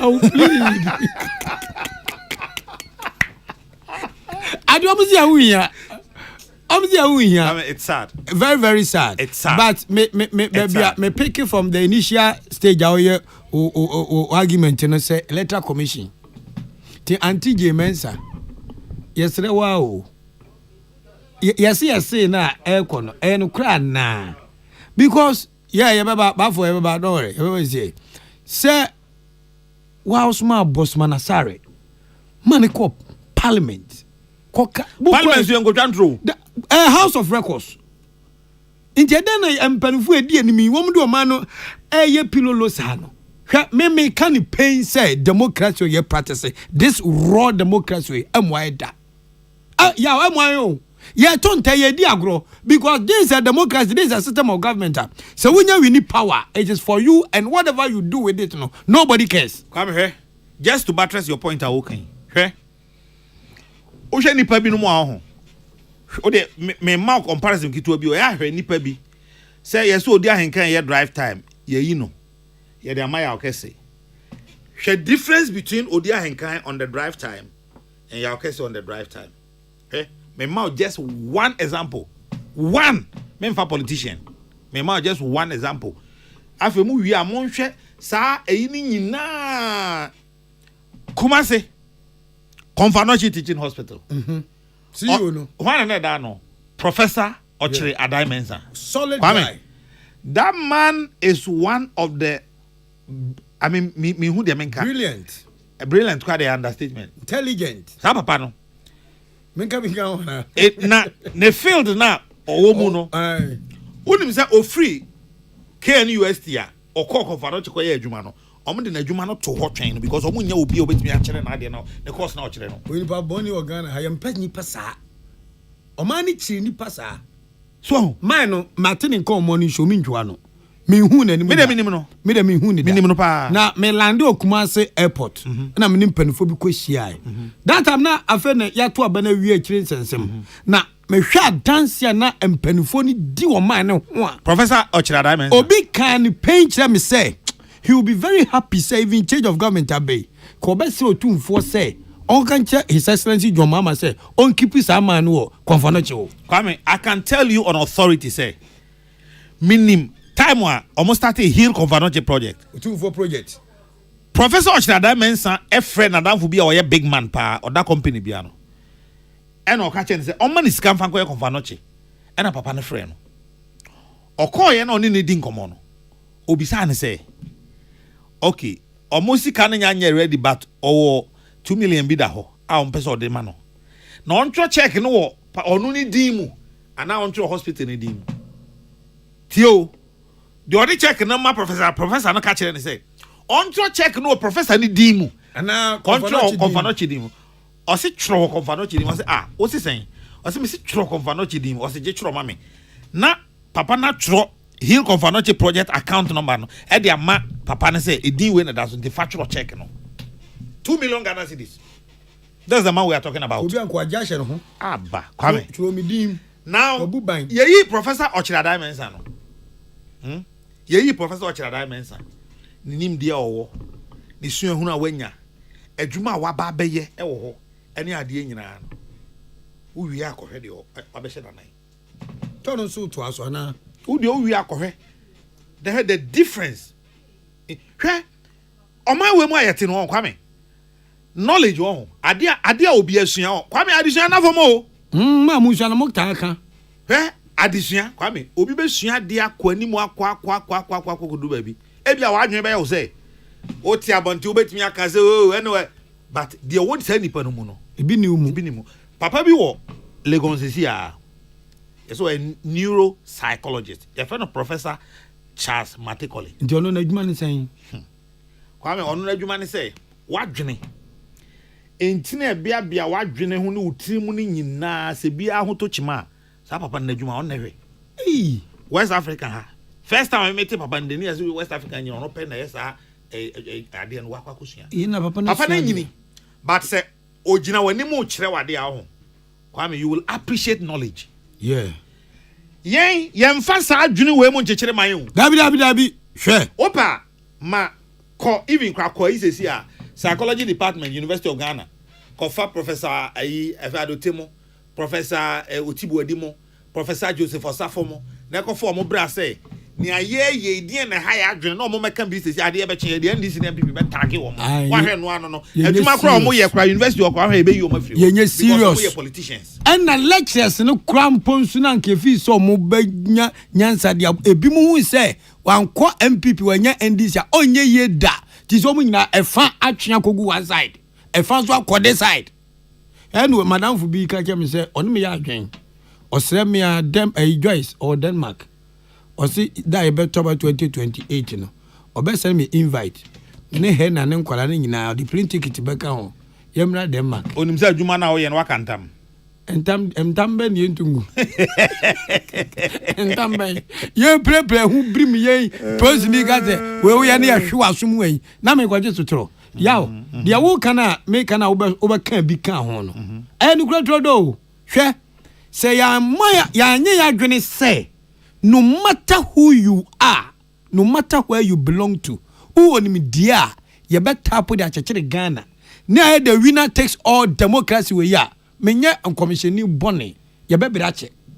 Now you will suffer for it. Here on Mampani Mahama Bay. Squad that will use woman. So when you good number build the Ghana Maya, we need to support them. Me kaisa me no time wa President Akufo-Addo e win power. Ade ba kwa me be kam ye tra radio so kan say ya di nyame din panic Chelsea obi te say Edwin Nilante Van der Poel on maintain sa papa no as Minister for Youth and Sports ya kawa me kai pass me kai oya NDC ni but a man na oya NDC Minister for Youth and Sports no na oya dwuma pa enso ye nya sesa ban pe wa ben se hwan ye be yiwa firi ho na mo se ya chekere Ghana mo bo o mo chekere mu botom na mo chekere obi a interest. It is not about the nation Ghana anymore. MPP bar or the squad or squad no yet then omina be call. He Confanoche example dem. He Confanoche. How old is Confanoche? It took this young man with Otumfo and the gave you into kwasa something eta brante yechi. Tis oye juma pa dia. Yaman into aso. se o man pani mama so ba wo de obi ko ba bi papa no no so ye adwuma pasa den se ni tia nye na ban sesa ye be se ni pako so afiri ho ya chechire man me no me nyina ye nte ha ena president Kufuado eyi honorable Kwame Asiama as Kwame Asiama as sports minister or they Mustafa Yusuf Bai ya metra nkan je say we die amfa o man pani waton color TV waton 71 inch akwakoje 18 inches we 18 waton 71 inches akwaje 18 inches because share as Asiama tama no sports minister across no me I still think say na Nilante Van Der Poel better sene no me dream say na Nilante better in sports chain as Asiama but even as Asiama no kra no what not to obi te say Yusuf ho a utimo say as Asiama no wo ye PhD Yusuf ne de afa no ko JHS Yusuf Mustafa Yusuf de me baby as me who sports minister wa bon chance na panda me who be that boko Kwame me who be that no you see it is about time we told our politicians say Kwame samu woni pa omo wonim dia use them. Exactly. Use them. You can afford. Yeah, your friend is saying, Yantia President Kufuado, Oko Lanchi, very laudable project, a planting for food and job. One had no koto ano. Every year go to Cratchy, Timaman Cancho, and Yame, and I'm a decosio, and you are man for no one must meet me at the president, and at the signboard, because you are Greek minister, no. A bad day.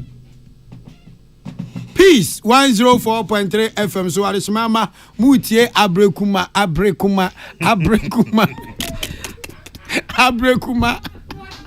majmi di mu kango abrekuma eya north abato nsunsan so hello FM afana live okay FM afa nit FM so afana na yakase the cardinal onu free me ha me wo half impotemu na me free achema boabo ngwazo fo bianu ene ati change aje say eyo man ne wo do de ye kan nyina so mpanifo se tasene ti se bese paniko ni haban ye tasena benyansafo eyo man ne ye chechire no mpanifo se mo bomodin na mo ye nyoma nyina na mo tete radio a mo ye monitor ensam na ye ka no se bi tasum na bebo man ye di a mo me yemfa emoja hwegu ne metim mebrim mekum mekire unyansa no yemfa chechire man mo so de a mo se yemfa ontoto abrofo mo kwaburo chire ba mo kwa mo masters wo ho mo kwa mo to aba ye hwesi oba ya ase mo kwa mo to aba ye bo obi hunu so twede mo kwa mo to aba ye botuo besre mo ba mo pese dia abrofo ne yemma mo mpanifo agidi yenya bi mamo ba de de chechire o man yi ne de mo nye meye obi atuaka yemfa nchechire man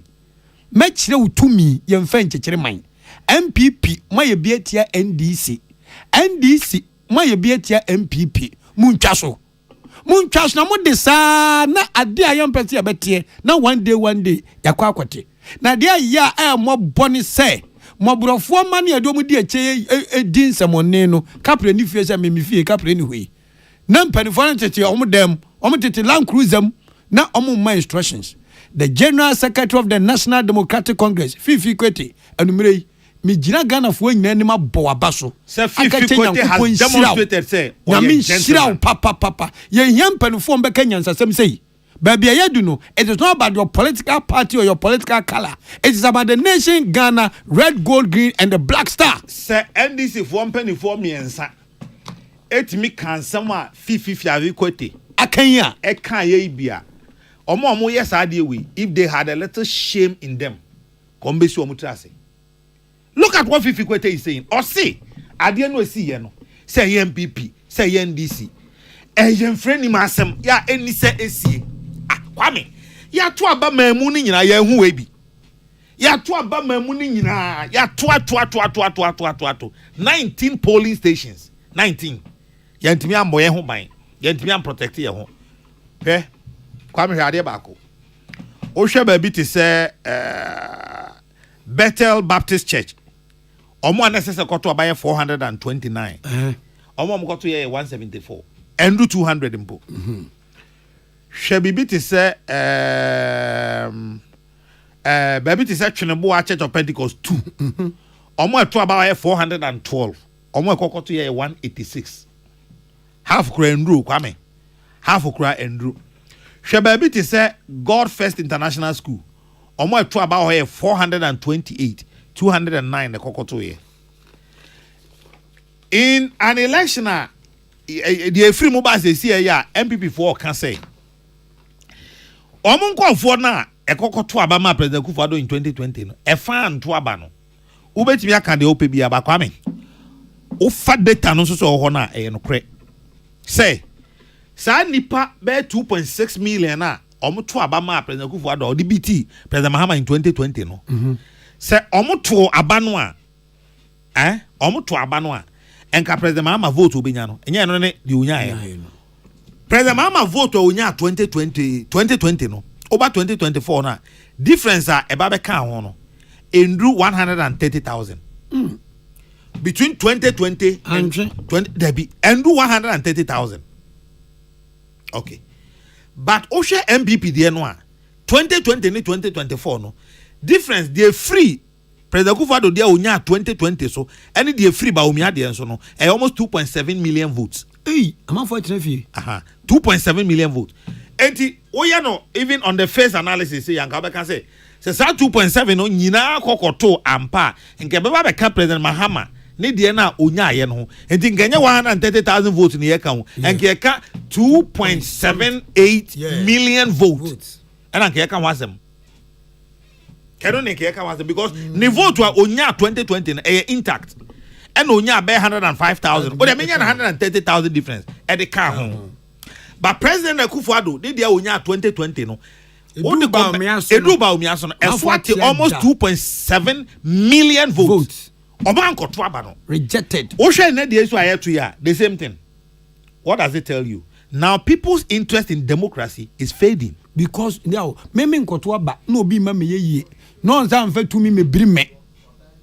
Ya ji democracy din ya kwasala no pen tuka free akwa aboko to abasa abeye madwuma e wo peace fm ko ya de akosu sa emrante wa betire democracy de betire na ye ene school na mko kwaje de political science na musua no musua kwaje na emrante mesramo Sam George ba ya mani minister ni nim de enti wakwaje Lexus kama power dem fu nyanya police na bia ni car gate wa wodi matwo bogushi a sakre kwa benya traso Sacre ubenya traso etu na bia moma ya nwin kofie se efie be na me frim kuro be na me frim na me fie me kuro se ne ye wo de ya bo pass ye pe obi akoku obi a ye pe obi akotieti obi a wo ne be fa wo ne pe obi di DC obi di minister obi a bo chairman ya wo de ya mfa na kwame ye to aba candidate na ye to ne so aba no ontimi nko ba bia ye to aba no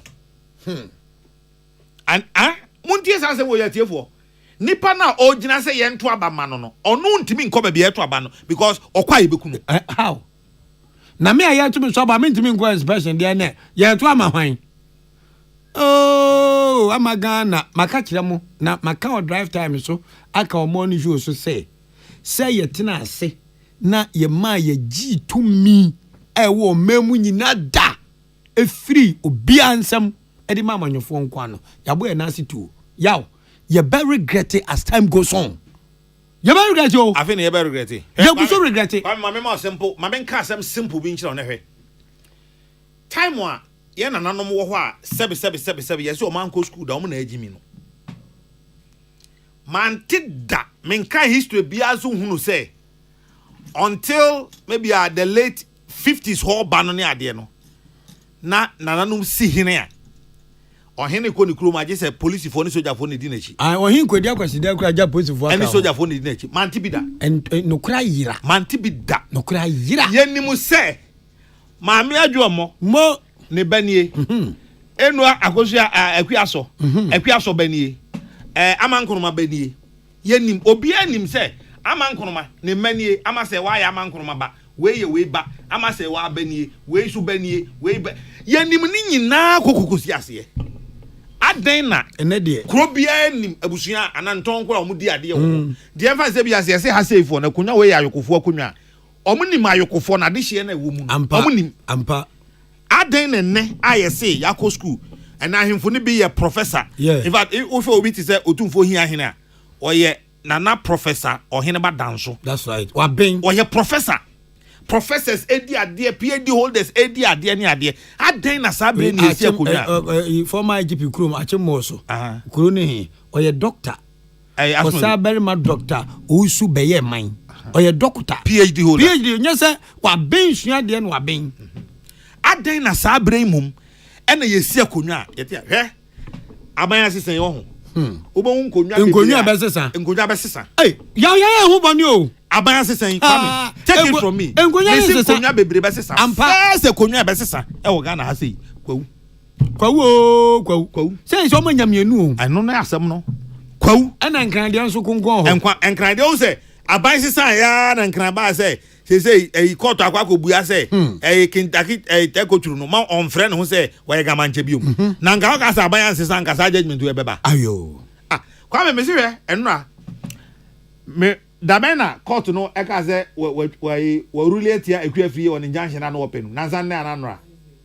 Wednesday me share no me who court ruling no na me tie judge no reasoning no na mo so gondompo ayira no cry na gondompo ayira no cry yira wo man kwame e wa na me say no cry pad no cry ayira wo man contempt bachi wo no cry no say a decision we di asema wi ya di asema na me ne nya adwena metimi access me ne nya agufo de dey enya contempt me ne nya adwen and I have every right to say me ne nya adwen the reasons I wo gina so I wo de mass adi me ne nya adwen amma o manu dru bu kwame adenti na wo betimi aka o je o te akonwa so betimi aka kire ye say candidate na ntimi improve say isi ne ho kwan so orewurane wa bra see I know aye dey to aba no emma isi sa kwan no we hu eno what is asem no wanti mu di school na ebu man no ndi amfa kwame mu timi fa school mu man na amfa afada kwame nyeze ma mu ko so mebu man mutia education obi ka senya oboa education ye nyina yesua de kakrakra ba yawo so one fie nyansa nu ahu bobre ye blacks ye bibi man e wo sade esi kekere no copycat ye mfa kekere man sade broni ye no ye tambia ba ye mem emfa tini ye kum ye ho no otumfo ba wo chimem obesra ni nua osajufo mo atwofori pani na Jessica pa nyame fa ne kransie menini miere na ne yedi chiame ama otumfo setu asante hene ene eye ochehene osajufo mo atwofori pani emra otumfo kasa obedwam no menkase ese me se o se ana manfo vi se ahemfo sebe mprediasa omo ni omo ho na sebe omo mfa tentene nya dwuma o se manhia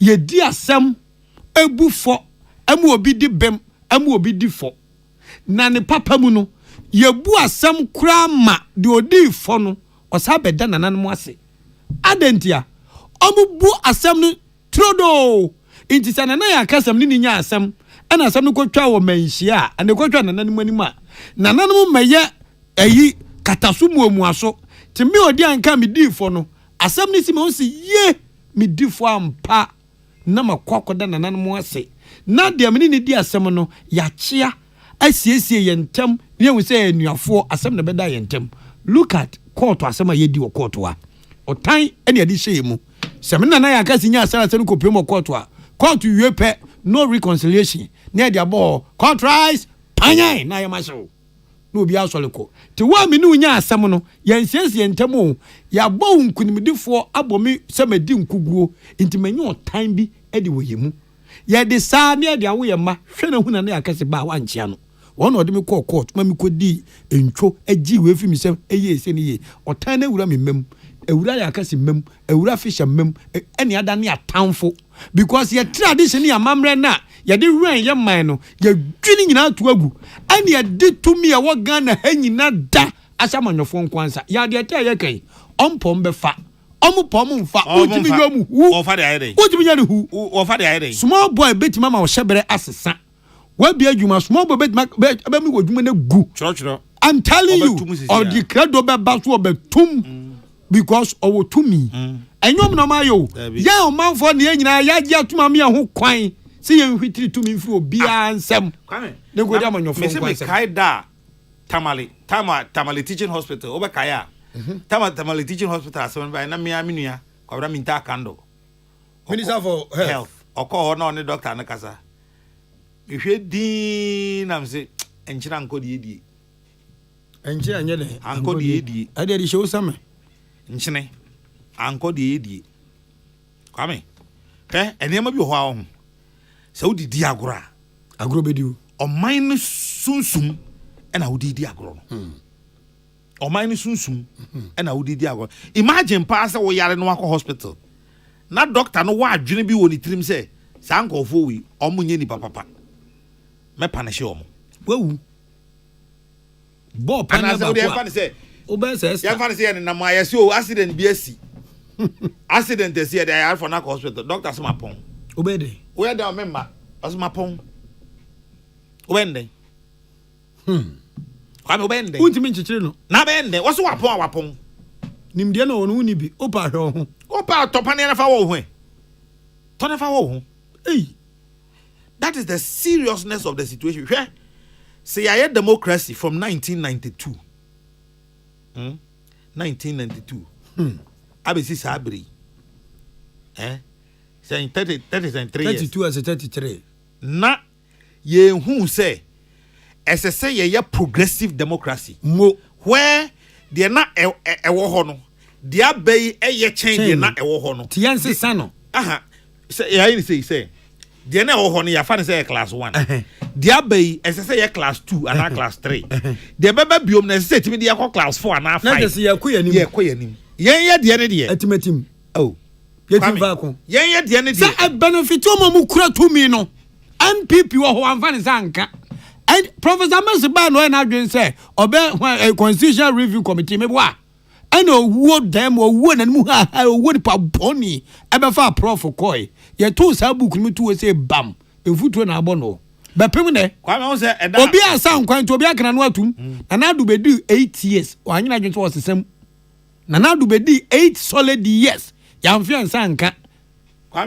me kai say eda President Mahama yeso ani na nadwo me kan asem bi wa ha President Akufo-Addo second term me kan sa asem no na asem me sha say President Mills Ghana tri anye ye with President Mills ye nya no time one ye hia na say we president because o President Mills we one of the most selfless leaders me manifi ye wo mi mahunu President Mills won pe ohwe Debbie won pe oka won pe ufie nani mrew enti de fie kura wanye that man was solely for Ghana amanfo oje ka no ndo oje won pe fie oba time one na pomu den nye emfa nkotwene ho then President Akufo-Addo oba ye first term wunya massive goodwill at the year adwuma ne ade me kai say the second term asma me dem me kan ne say President Akufo-Addo say open ye pa enhye project fufuru bi ase dada no a wa hye ase no fa kwa wiye fa ni nyina kwa wiye ne hu se wo de bia asi ne na so na wo ba bia waduroi wo mfie ene wo second term a wo nti edin na sese wuja na nya sabre na abepre japade edin ena sese wuja wantie wanfa anya hwe e ma ono a ne MP score ne ho kwa kire ne se President Akufo-Addo yi o finance minister de wo de also believe in Frisha Flyate finance minister nko ade yi no oyi no wie ye no omo pa ne chew pa ya se omo ho ahia osade oyi ne wie ne no ye wan san fa na nkɔhye presidency ama position o de share ne nsa no finance minister cross na hye na se man na akɔ kabro twa ntumi mafie biom but senanka President Akufo-Addo yi obi a na wo hwɛ pa se ba bia wo mfie aduro ene mpenten kwa wate o Ghana manyosemu ubegye din amagana me ye sure se kwa me decisions be brewa President Akufo-Addo take here enka on take with the benefit of hindsight enne nko nya sa kwan ne bioma me madwene mu no enka bia nko be ye niam differently than say no see here no okay President Mahama enya sa opportunity krono a President Akufo-Addo nya in fact President Mahama de ehu kwa me President Mahama opportunity na wanya no ehu hwe ni hu aye ne say President Mahama abetena konwa so wabra koko bo ewo all time high ewo adwama so sure gold nso na apagya gold all time high ewo adwama so yeah oil ewo from above from President Akufo-Addo time oil koya kokodu $127 per barrel yeah but then oil nam saying nam 62 atiaba from na if say Iran Israel kwente be koso Africa na etim omusu giant tokwa no ceasefire ban e ba from indicators ni nyina aye den eboa waba at the time wa ehyehyɛ domestic death exchange no aban dada ne yɛ no ɛho mfaso aba be hyia no nti nkɔfo a yɛde de ɔmaka no ɔma twetwetwa ka ne bi mu akyɛ yɛ no mama briefing space nyina mama briefing space ni nyina waba be hyia apart from eno no Kwame wasan ba betena konwa so at a time a Ghana any IMF ekokoye nhyehyɛ so ɔmo ma yɛ bosia trench 3 any 4 ni nyina ba be si ne na so sɛska ni nyina aba sharp President Mahama ope ontimi nko 2 terms wono mpu nyina ma ebe ya anwea nko akora pe de mrane o sɛne Ghana mrane te no ope 1 term pe na aka no ontimi nko 2 terms na menye sure so no President Mahama na nkasa no kra no bibi baba ni trim say onye na adwen say obeko 2 terms enye yi etiri na aka no eno onyam na soja ene adwuma deni ya eno ne yedi gina so aka che Ghana for so ochina demonstration so eba so eye fix of anchor to Ensawmu road demonstration no eba so starting point Sansam Junction so we Ghana ni na said the ekwan ya yie obetina fia eto gia hwe ahode na de be kwan no de be development no ene amanwofo atwa mo ho ada na bindam brada we pa we ni so na we hura gina we ayase we wo we akatwo we bo we twa de kutu sa ahode no ke de ye kwan e de hospital ye de tenase round table e take the positive decisions at the build your mind enye de ye ni ti Ghana fo a ma kwan ate atwom akwan ayeye I say ayi Gaza mpapere so ya to bomb wato ho and so one van gwagwa no I say Gaza mpapere so ya to bomb wato ho over we bibi kikiu adroba fo atimi nko yes VIP fo 2M Express Osa STC Trotro myself oche no pano num Samsam Junction shiwata ade kokko Fabi kokko bo nsa ye nantia de aba Amasama Stadium Junction ye ni Minister for Roads and Highways akasa ye ni MC nakasa ye de petition e komo mo say yes rom e kwan no e crucial yes an kan kire obi ase uye obi a wo de wafa sa kwan yi so da na say twegyamie ni mpa se efri ofanko eko ensawam na ubetimi di 3 hours ewo kwan a any say take 15 minutes so a sa kwan na chena ye ho demonstration no sharp sa kwan na ye ho demonstration say ufri Kumasi na wo ba Accra en wa ba bedru ensawam efri ensawam e ba sape ma hakakra no a ebetimi aboa wo ama watimi atwa aba Accra no ubedi 3 hours ubedi 4 hours ubedi 5 hours eno ne ye ka ho asem chena no yes crucial road eno ne ye ka ho asem no national security road ena yen yete ha no memeti ha enya manyoni na fidi me Debbie a private person Dr. Kwame despite sharp en wanya ni sika en ono o man ho adwen panti wode bia adwuma yen so se yenya bia yeye se ne be ya bosome yen so yen sa be koya no ampa na meme yo man bapa enti ade ekoso na se enya meme nya nipa meme ama no memfa ho ne de wo beka de wo pesa wo kan bi aka e kira no pa baba na me ginam kusu odi ahinkan kwa me yebo a wo ginam kusu se de na ye kan save Ghana football na mka se yedi agro save Ghana football na mka se yedi agro na yedi anim me gina police commander anim ka che say commander you are lying and he knew he was lying one to bukura o yes he go na unyo na what praka no the man knew he was lying parliament house he knew he was lying me say Mr. One what he coming the man is lying and he was lying.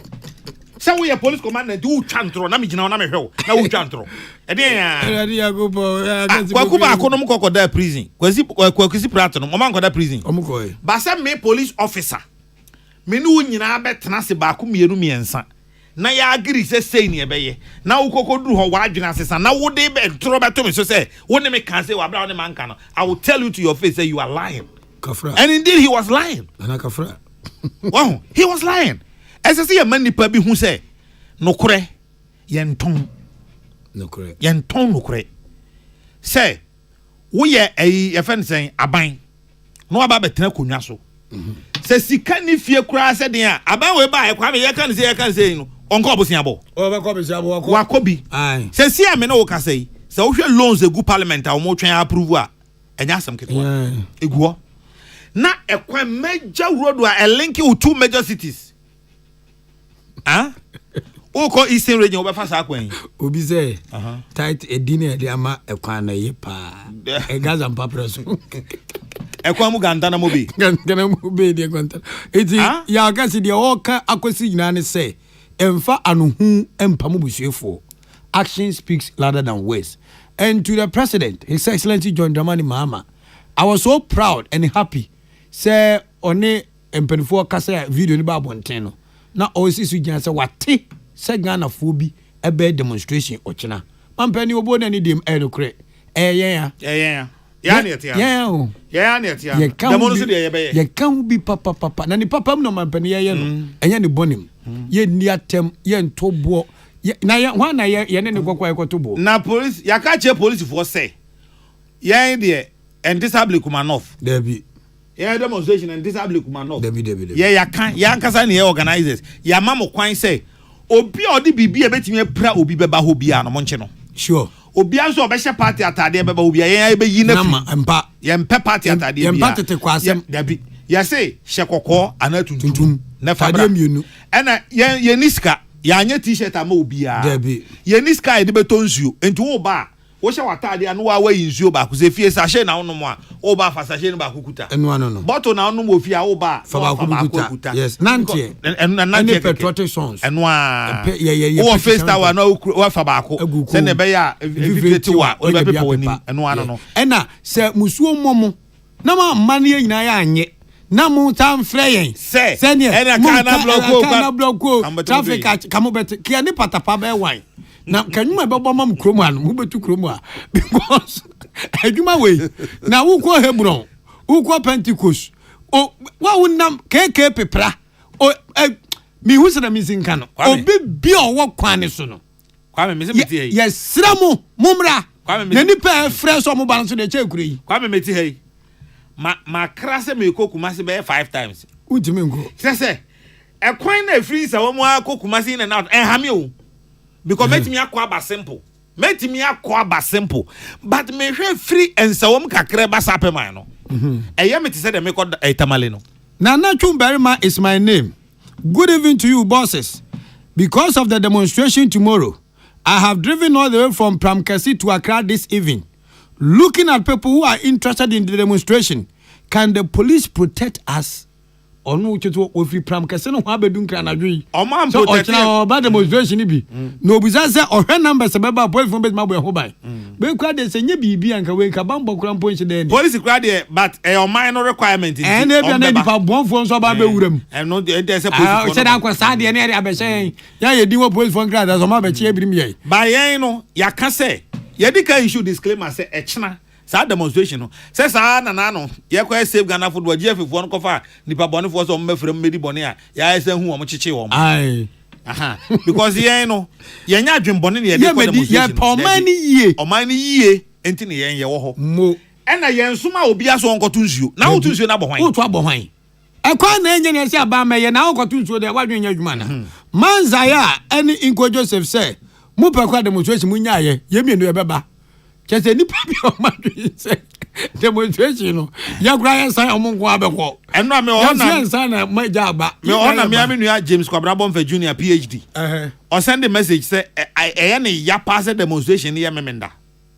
anga nje say Jesus san ya memenda wati o say e na ya pass ade na ya memenda na obekọ asori enti anko obeba but obekọ asori ya fa de emre ba ko mfam ti wo yiri a o ku a memenda mo yen ai so mko asori ba sa mko ba aba ko ho ba mko obekọ aba ma he na atwen no akọ aba ega yeko asori la say don ko ebe ma communion na oso bi o say ai ene de minti ni communion aden ahomachime ni mi ku hiem wana ka sa akire o se no kwa na ye no senya ukunu ana enya oyere dia emma ho yes na the ukunu dia ande utimi ba o ti digus na bonsu oguso ande ende sa na tie senya ukunu ana sa oyere na ukofa ba bi dia ende uni kwa sa wa men ho ba se oyere ana ukunu awurade nimu dia utimi ko asem bia ni ba bia ente asem a ye ka ne se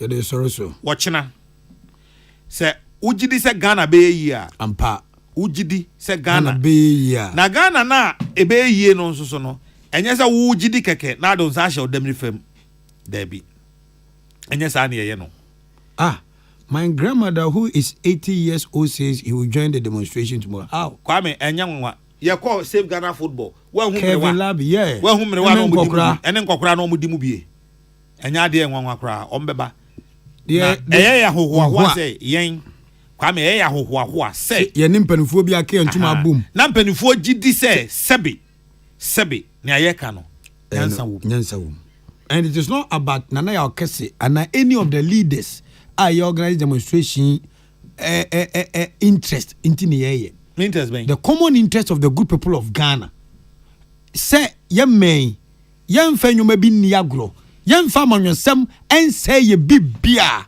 oh Nana ukwa no abesi politics kure ma MPP ba mu a ekwan ya NDC was munyai be auditing ese be auditing ye betimi de afe emfie mienu ne de auditing ba kope ekwan na contractor egusu a wo ye ena ba we ba no so munyai be auditing contractor nso adwonboni o so se baje contract na fini nsemo enu otutu kwan nyina ba bia kwata we otutu gui Kwame hu se ye start kwan se ana ka kire se minyini pidie man ya ba enim so bebo minyini pidie ena na kafura wai ba wiase min hunu bi da se contractor ya ma kwan 0 to about 17 point something kilometers o se ma dwiri nyina na twi ba bia na ye te wo hwe no wait tadi kan timi nkoni kuro mo ezo otene ababofo kan timi nkona me hamne so otene fo kafra ya sorry so name officially o try Saturday uhu na ya kese wa ha mezu uhu me Sunday na me meba fam baako ade chedwada yawo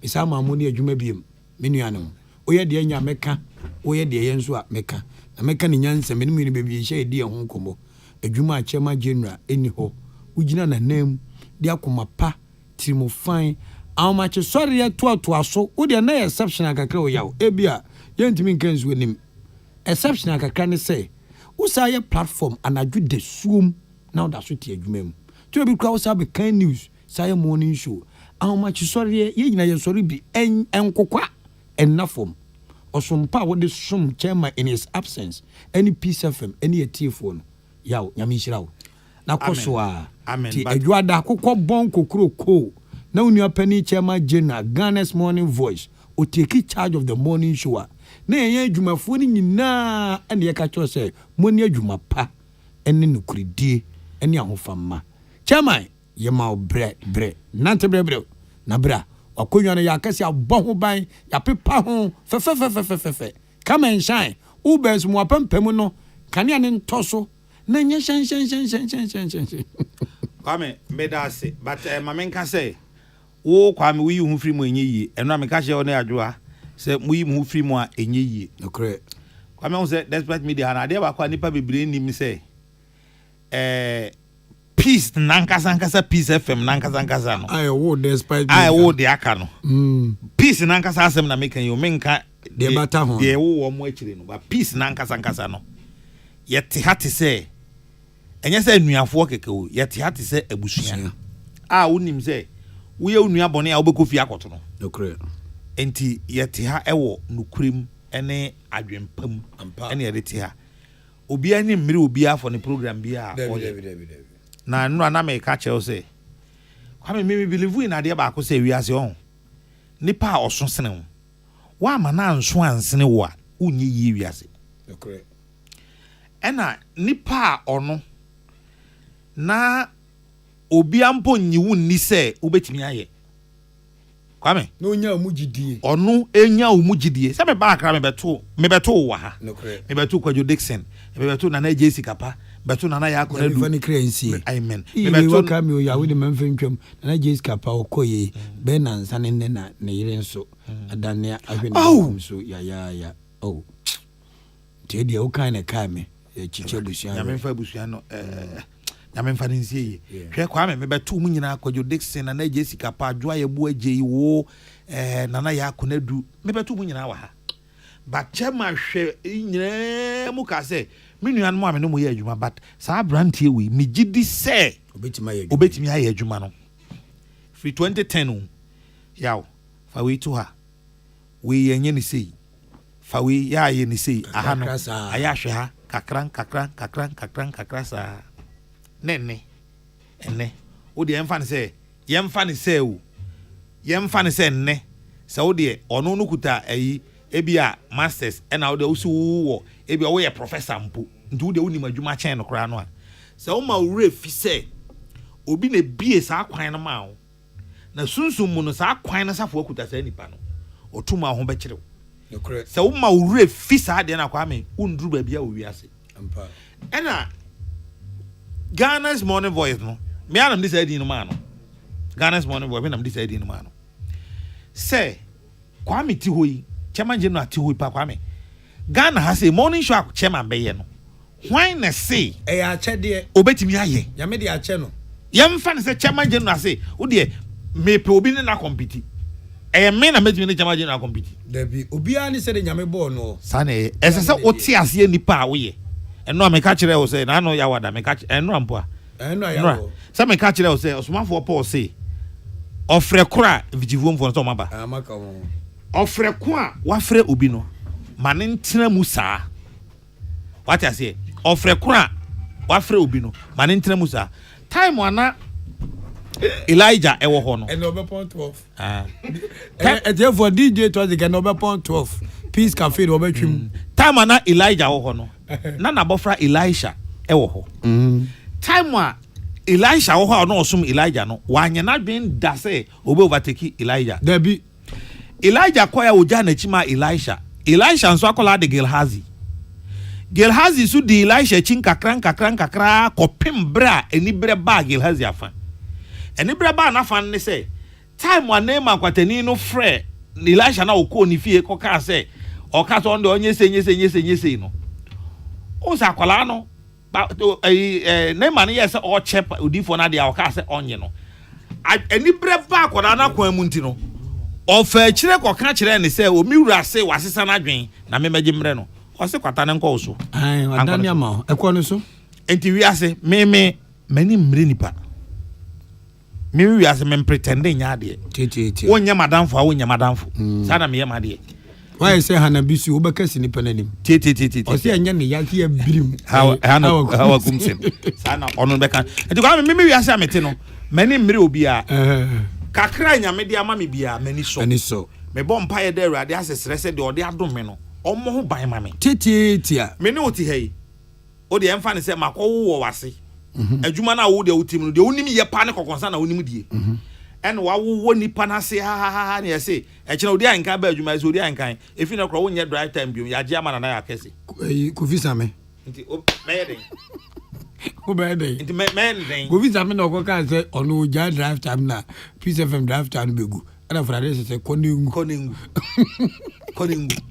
oh enti chairman general no Kwame ono a oye pani a odi enyina anim a oye icon ompe ne ho Kwame mpe ne ho oni ye nete onkyere ne ho ompe ne ho asem oni obi atena te se nnua ene ade me ba Peace FM asem hu bi da se asem bi asia ma adwumayefo ya kan ye ho abom akofada Dixon ho se fada ye no won komo dan de du won fada nan kasa buza se de na asi ne yem hye no because no hu bibi a ono ankasa oda adwuma na no ohun bi da eno atama na one adwoeto enwum na me ti ase mi sese mi ho aba be yi no na ko bi di mi ti Facebook di odi matem say mo to nyu no o mo hu se eye me ya se chema je no ebanti me ntunyum ni bi na onim se me ye nipa boni ni sa eno mo twro ya mo twotwo do mo twro ye ni nyina me kan ya na masere na matwam enwum ne atun so mo twotwo ho se mo Facebook o se chema e ba no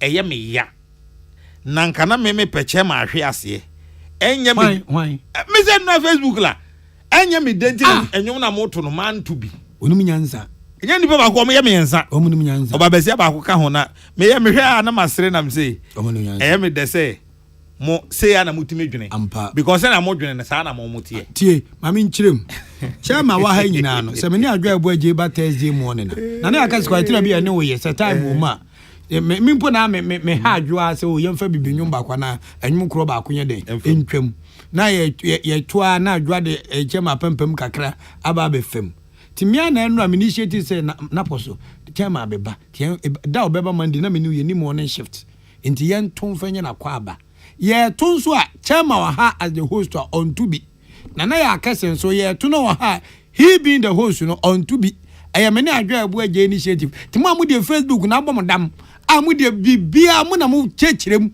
obi tiri ba bia bebe ona wote wona wo oburafo a wo tua enti ana de chechire bibia mo funu kwa nanye don't mind now yeah forget about them. But Mamenka we finally say no me catch you on Sajua say the more chita enti me news editor no monhwe me de bia beto a obi aso ansore entia ye nsole entia o enti Joada chairman general beba na makache mo se Messi Samensa no o te tanza no na de abete ne Messi Samensa so obesisi ayeti we obi anim se Joada de chairman ba mami bia mane na ya akonedu na beba adwuma no pa but Joada enye sa Debbie. Okay, ne fa so ne father bedwen ho. Me say enye father sem, kwa me say enye father sem say timetable dey so ne father dwen ho. Ya wie every tete. Me say ya wie. Okay, nti father gi atum. Wa gi atum. O cha pani gi tum dia. Aha. Enti na me ka tell say Juada no pa no. Ya be se science no kaka. E bia enjajefo Juada no pa sa mo ti say bia DJ Toxic any Peter Square ka news am ne enham. Say Juada no padru na insese bia no pa bia obeti say newscasters mienu. Ene kind news no edu Juara no pa na te se 90 he kind news e ma nya nwanwa. Okay, na say so the different style be ba e me ha make ngon ye say chairman no ya fe no ye nyina ye hu na che ampa ya fe no ma fe na pampa na ye de say o san ababiem na ye ahohwa e ma ye mu ye du ohun se enuma no ka bom si ana gide ya na aya brante bi ye DJ o atis o man FM na o jinge bi wa babiem DJ Epos you enti chairman general no bana oba no kwame eye nyina ye de eye nyina hohoahoa what you say eye nyina de eye nyina ho enti ye be ma na kwa aba said ye sefata DJ Toxic and take over my for messages we e ma na kwa aba yeah I'm for the messages ababa me kan kakrebi DJ Rock formerly of Hello FM Mr. Mensa and I say Accra please tell Nana Akese that more respect for him. He is a great man. I know you're not near no. Kwame Frimpong, Buffalo, ono de by Kosia Agwabuaji, or say a buffalo. And Diagozia, I am Waju Kakumba. Or say, please tell Nana Akese that on Monday, all of us are wearing white to support Chairman General. Or that's it. When you free one, Agama one Kufodi, or say, I have really learned a lot this evening. And an ungrateful person is the one who says he or she has not got any past. Okay, honestly, no. When you said, I say, Odi, is that you who is chatting with your enemy like that? Is he not the man who called you Kotokacha? Kotokacha? Kuna me akazi ni mwini menene ntamu ansem. Zaya mai Kotokacha. Say the way. Aina de mami o Jodigi. Jodigi that this ID Kotokacha mami. Boss, please kindly tell Nana Akese that may the good Lord bless him and you, Odianka, for your good work done for Chairman General Kwame Sefakai. May God bless you and Kadna more than your expectation. I really love you and Nana Akese. Please tell Nana Akese that I love him. Nana Chumberima, aka Opo Mai. Chief Inspector Richard, or say congratulations. Hey. Why? No. I go to chief. Or inspector. Okay. Okay. What's it, madam? Wow. As a good rule. Okay. Your van is a 80. When you do about say, Nana Akese, do not talk much. We all saw your contribution towards the morning show. Kokroko. God will bless you. Thank you. I for Dimbra. When you said, Nana Akese, don't mind some of the Ghanaians. That is how they are. They envy you. Don't mind them. Now they envy you. They didn't swear. I say I can't stop laughing with your submissions. Okay. Mam say wa also me das yo. Tia yen vensia na yenua DJ Toxic. Also emra mesum nyame adoma ade pa bi chiamba ti Peace FM no nsia ka sebo na de ka wonya to aso. Ye de ochina ye demonstration Esther Labi senyame adom na de pa bi chi no anfo abasai ama metwea basa eni yechi Toxic wo na obaka cha me se wo kwa asore kwa wasan e kwa we nti wanti man kosom nyame no wachina ne obu ani ne ahu wo ho kramu antu a efiri rabetu Kwame ansa na yebekọ no sisi a provisional results no a efiri baby a police for nto dan mu omo akọkọ ye ya omo de aba no provisional results na efiri ho eba no Rabna Obin afa provisional results no che say Rabna Obin wadin kunim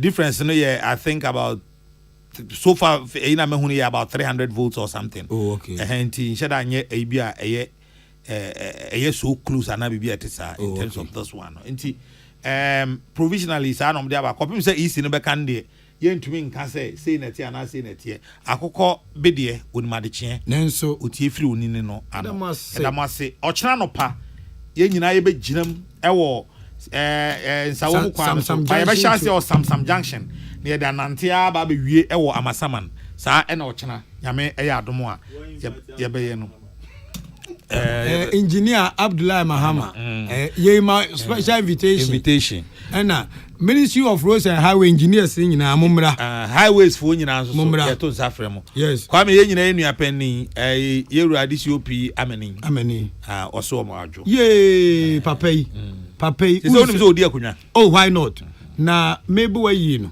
nse no wo America papai shia me wo bank no ka kire me say kwa me unu ayi esie na so na so bibia bebu ese me kwa America into do bete menka na mo ho na papa san me 1000 Ghana cedis me fan to petrol ngumi kem ka ya me ko nso me ayi frame so car brand new car na me kwa me de me ira transfer ntama den petrol ngumi nyam na me toy ka nso nyam na me toy ena den ti DCOP amani nyagopo nhira o papa na nim dromona amma samanya ya big man fa no dromona minim no de bat Martin din wabobra papa Martin de me kaza mintini dia na me yakodomoni wabobra papa na me tu chama no o se me he ho dromo na ana Martin o so o china o mo escafo ni nyina ba bi wallahi omna ka ne say mo wallahi na brebe ne mahu se wiwi o so MP wo a hwan dente Kofi Bente ko so no waji brand new V8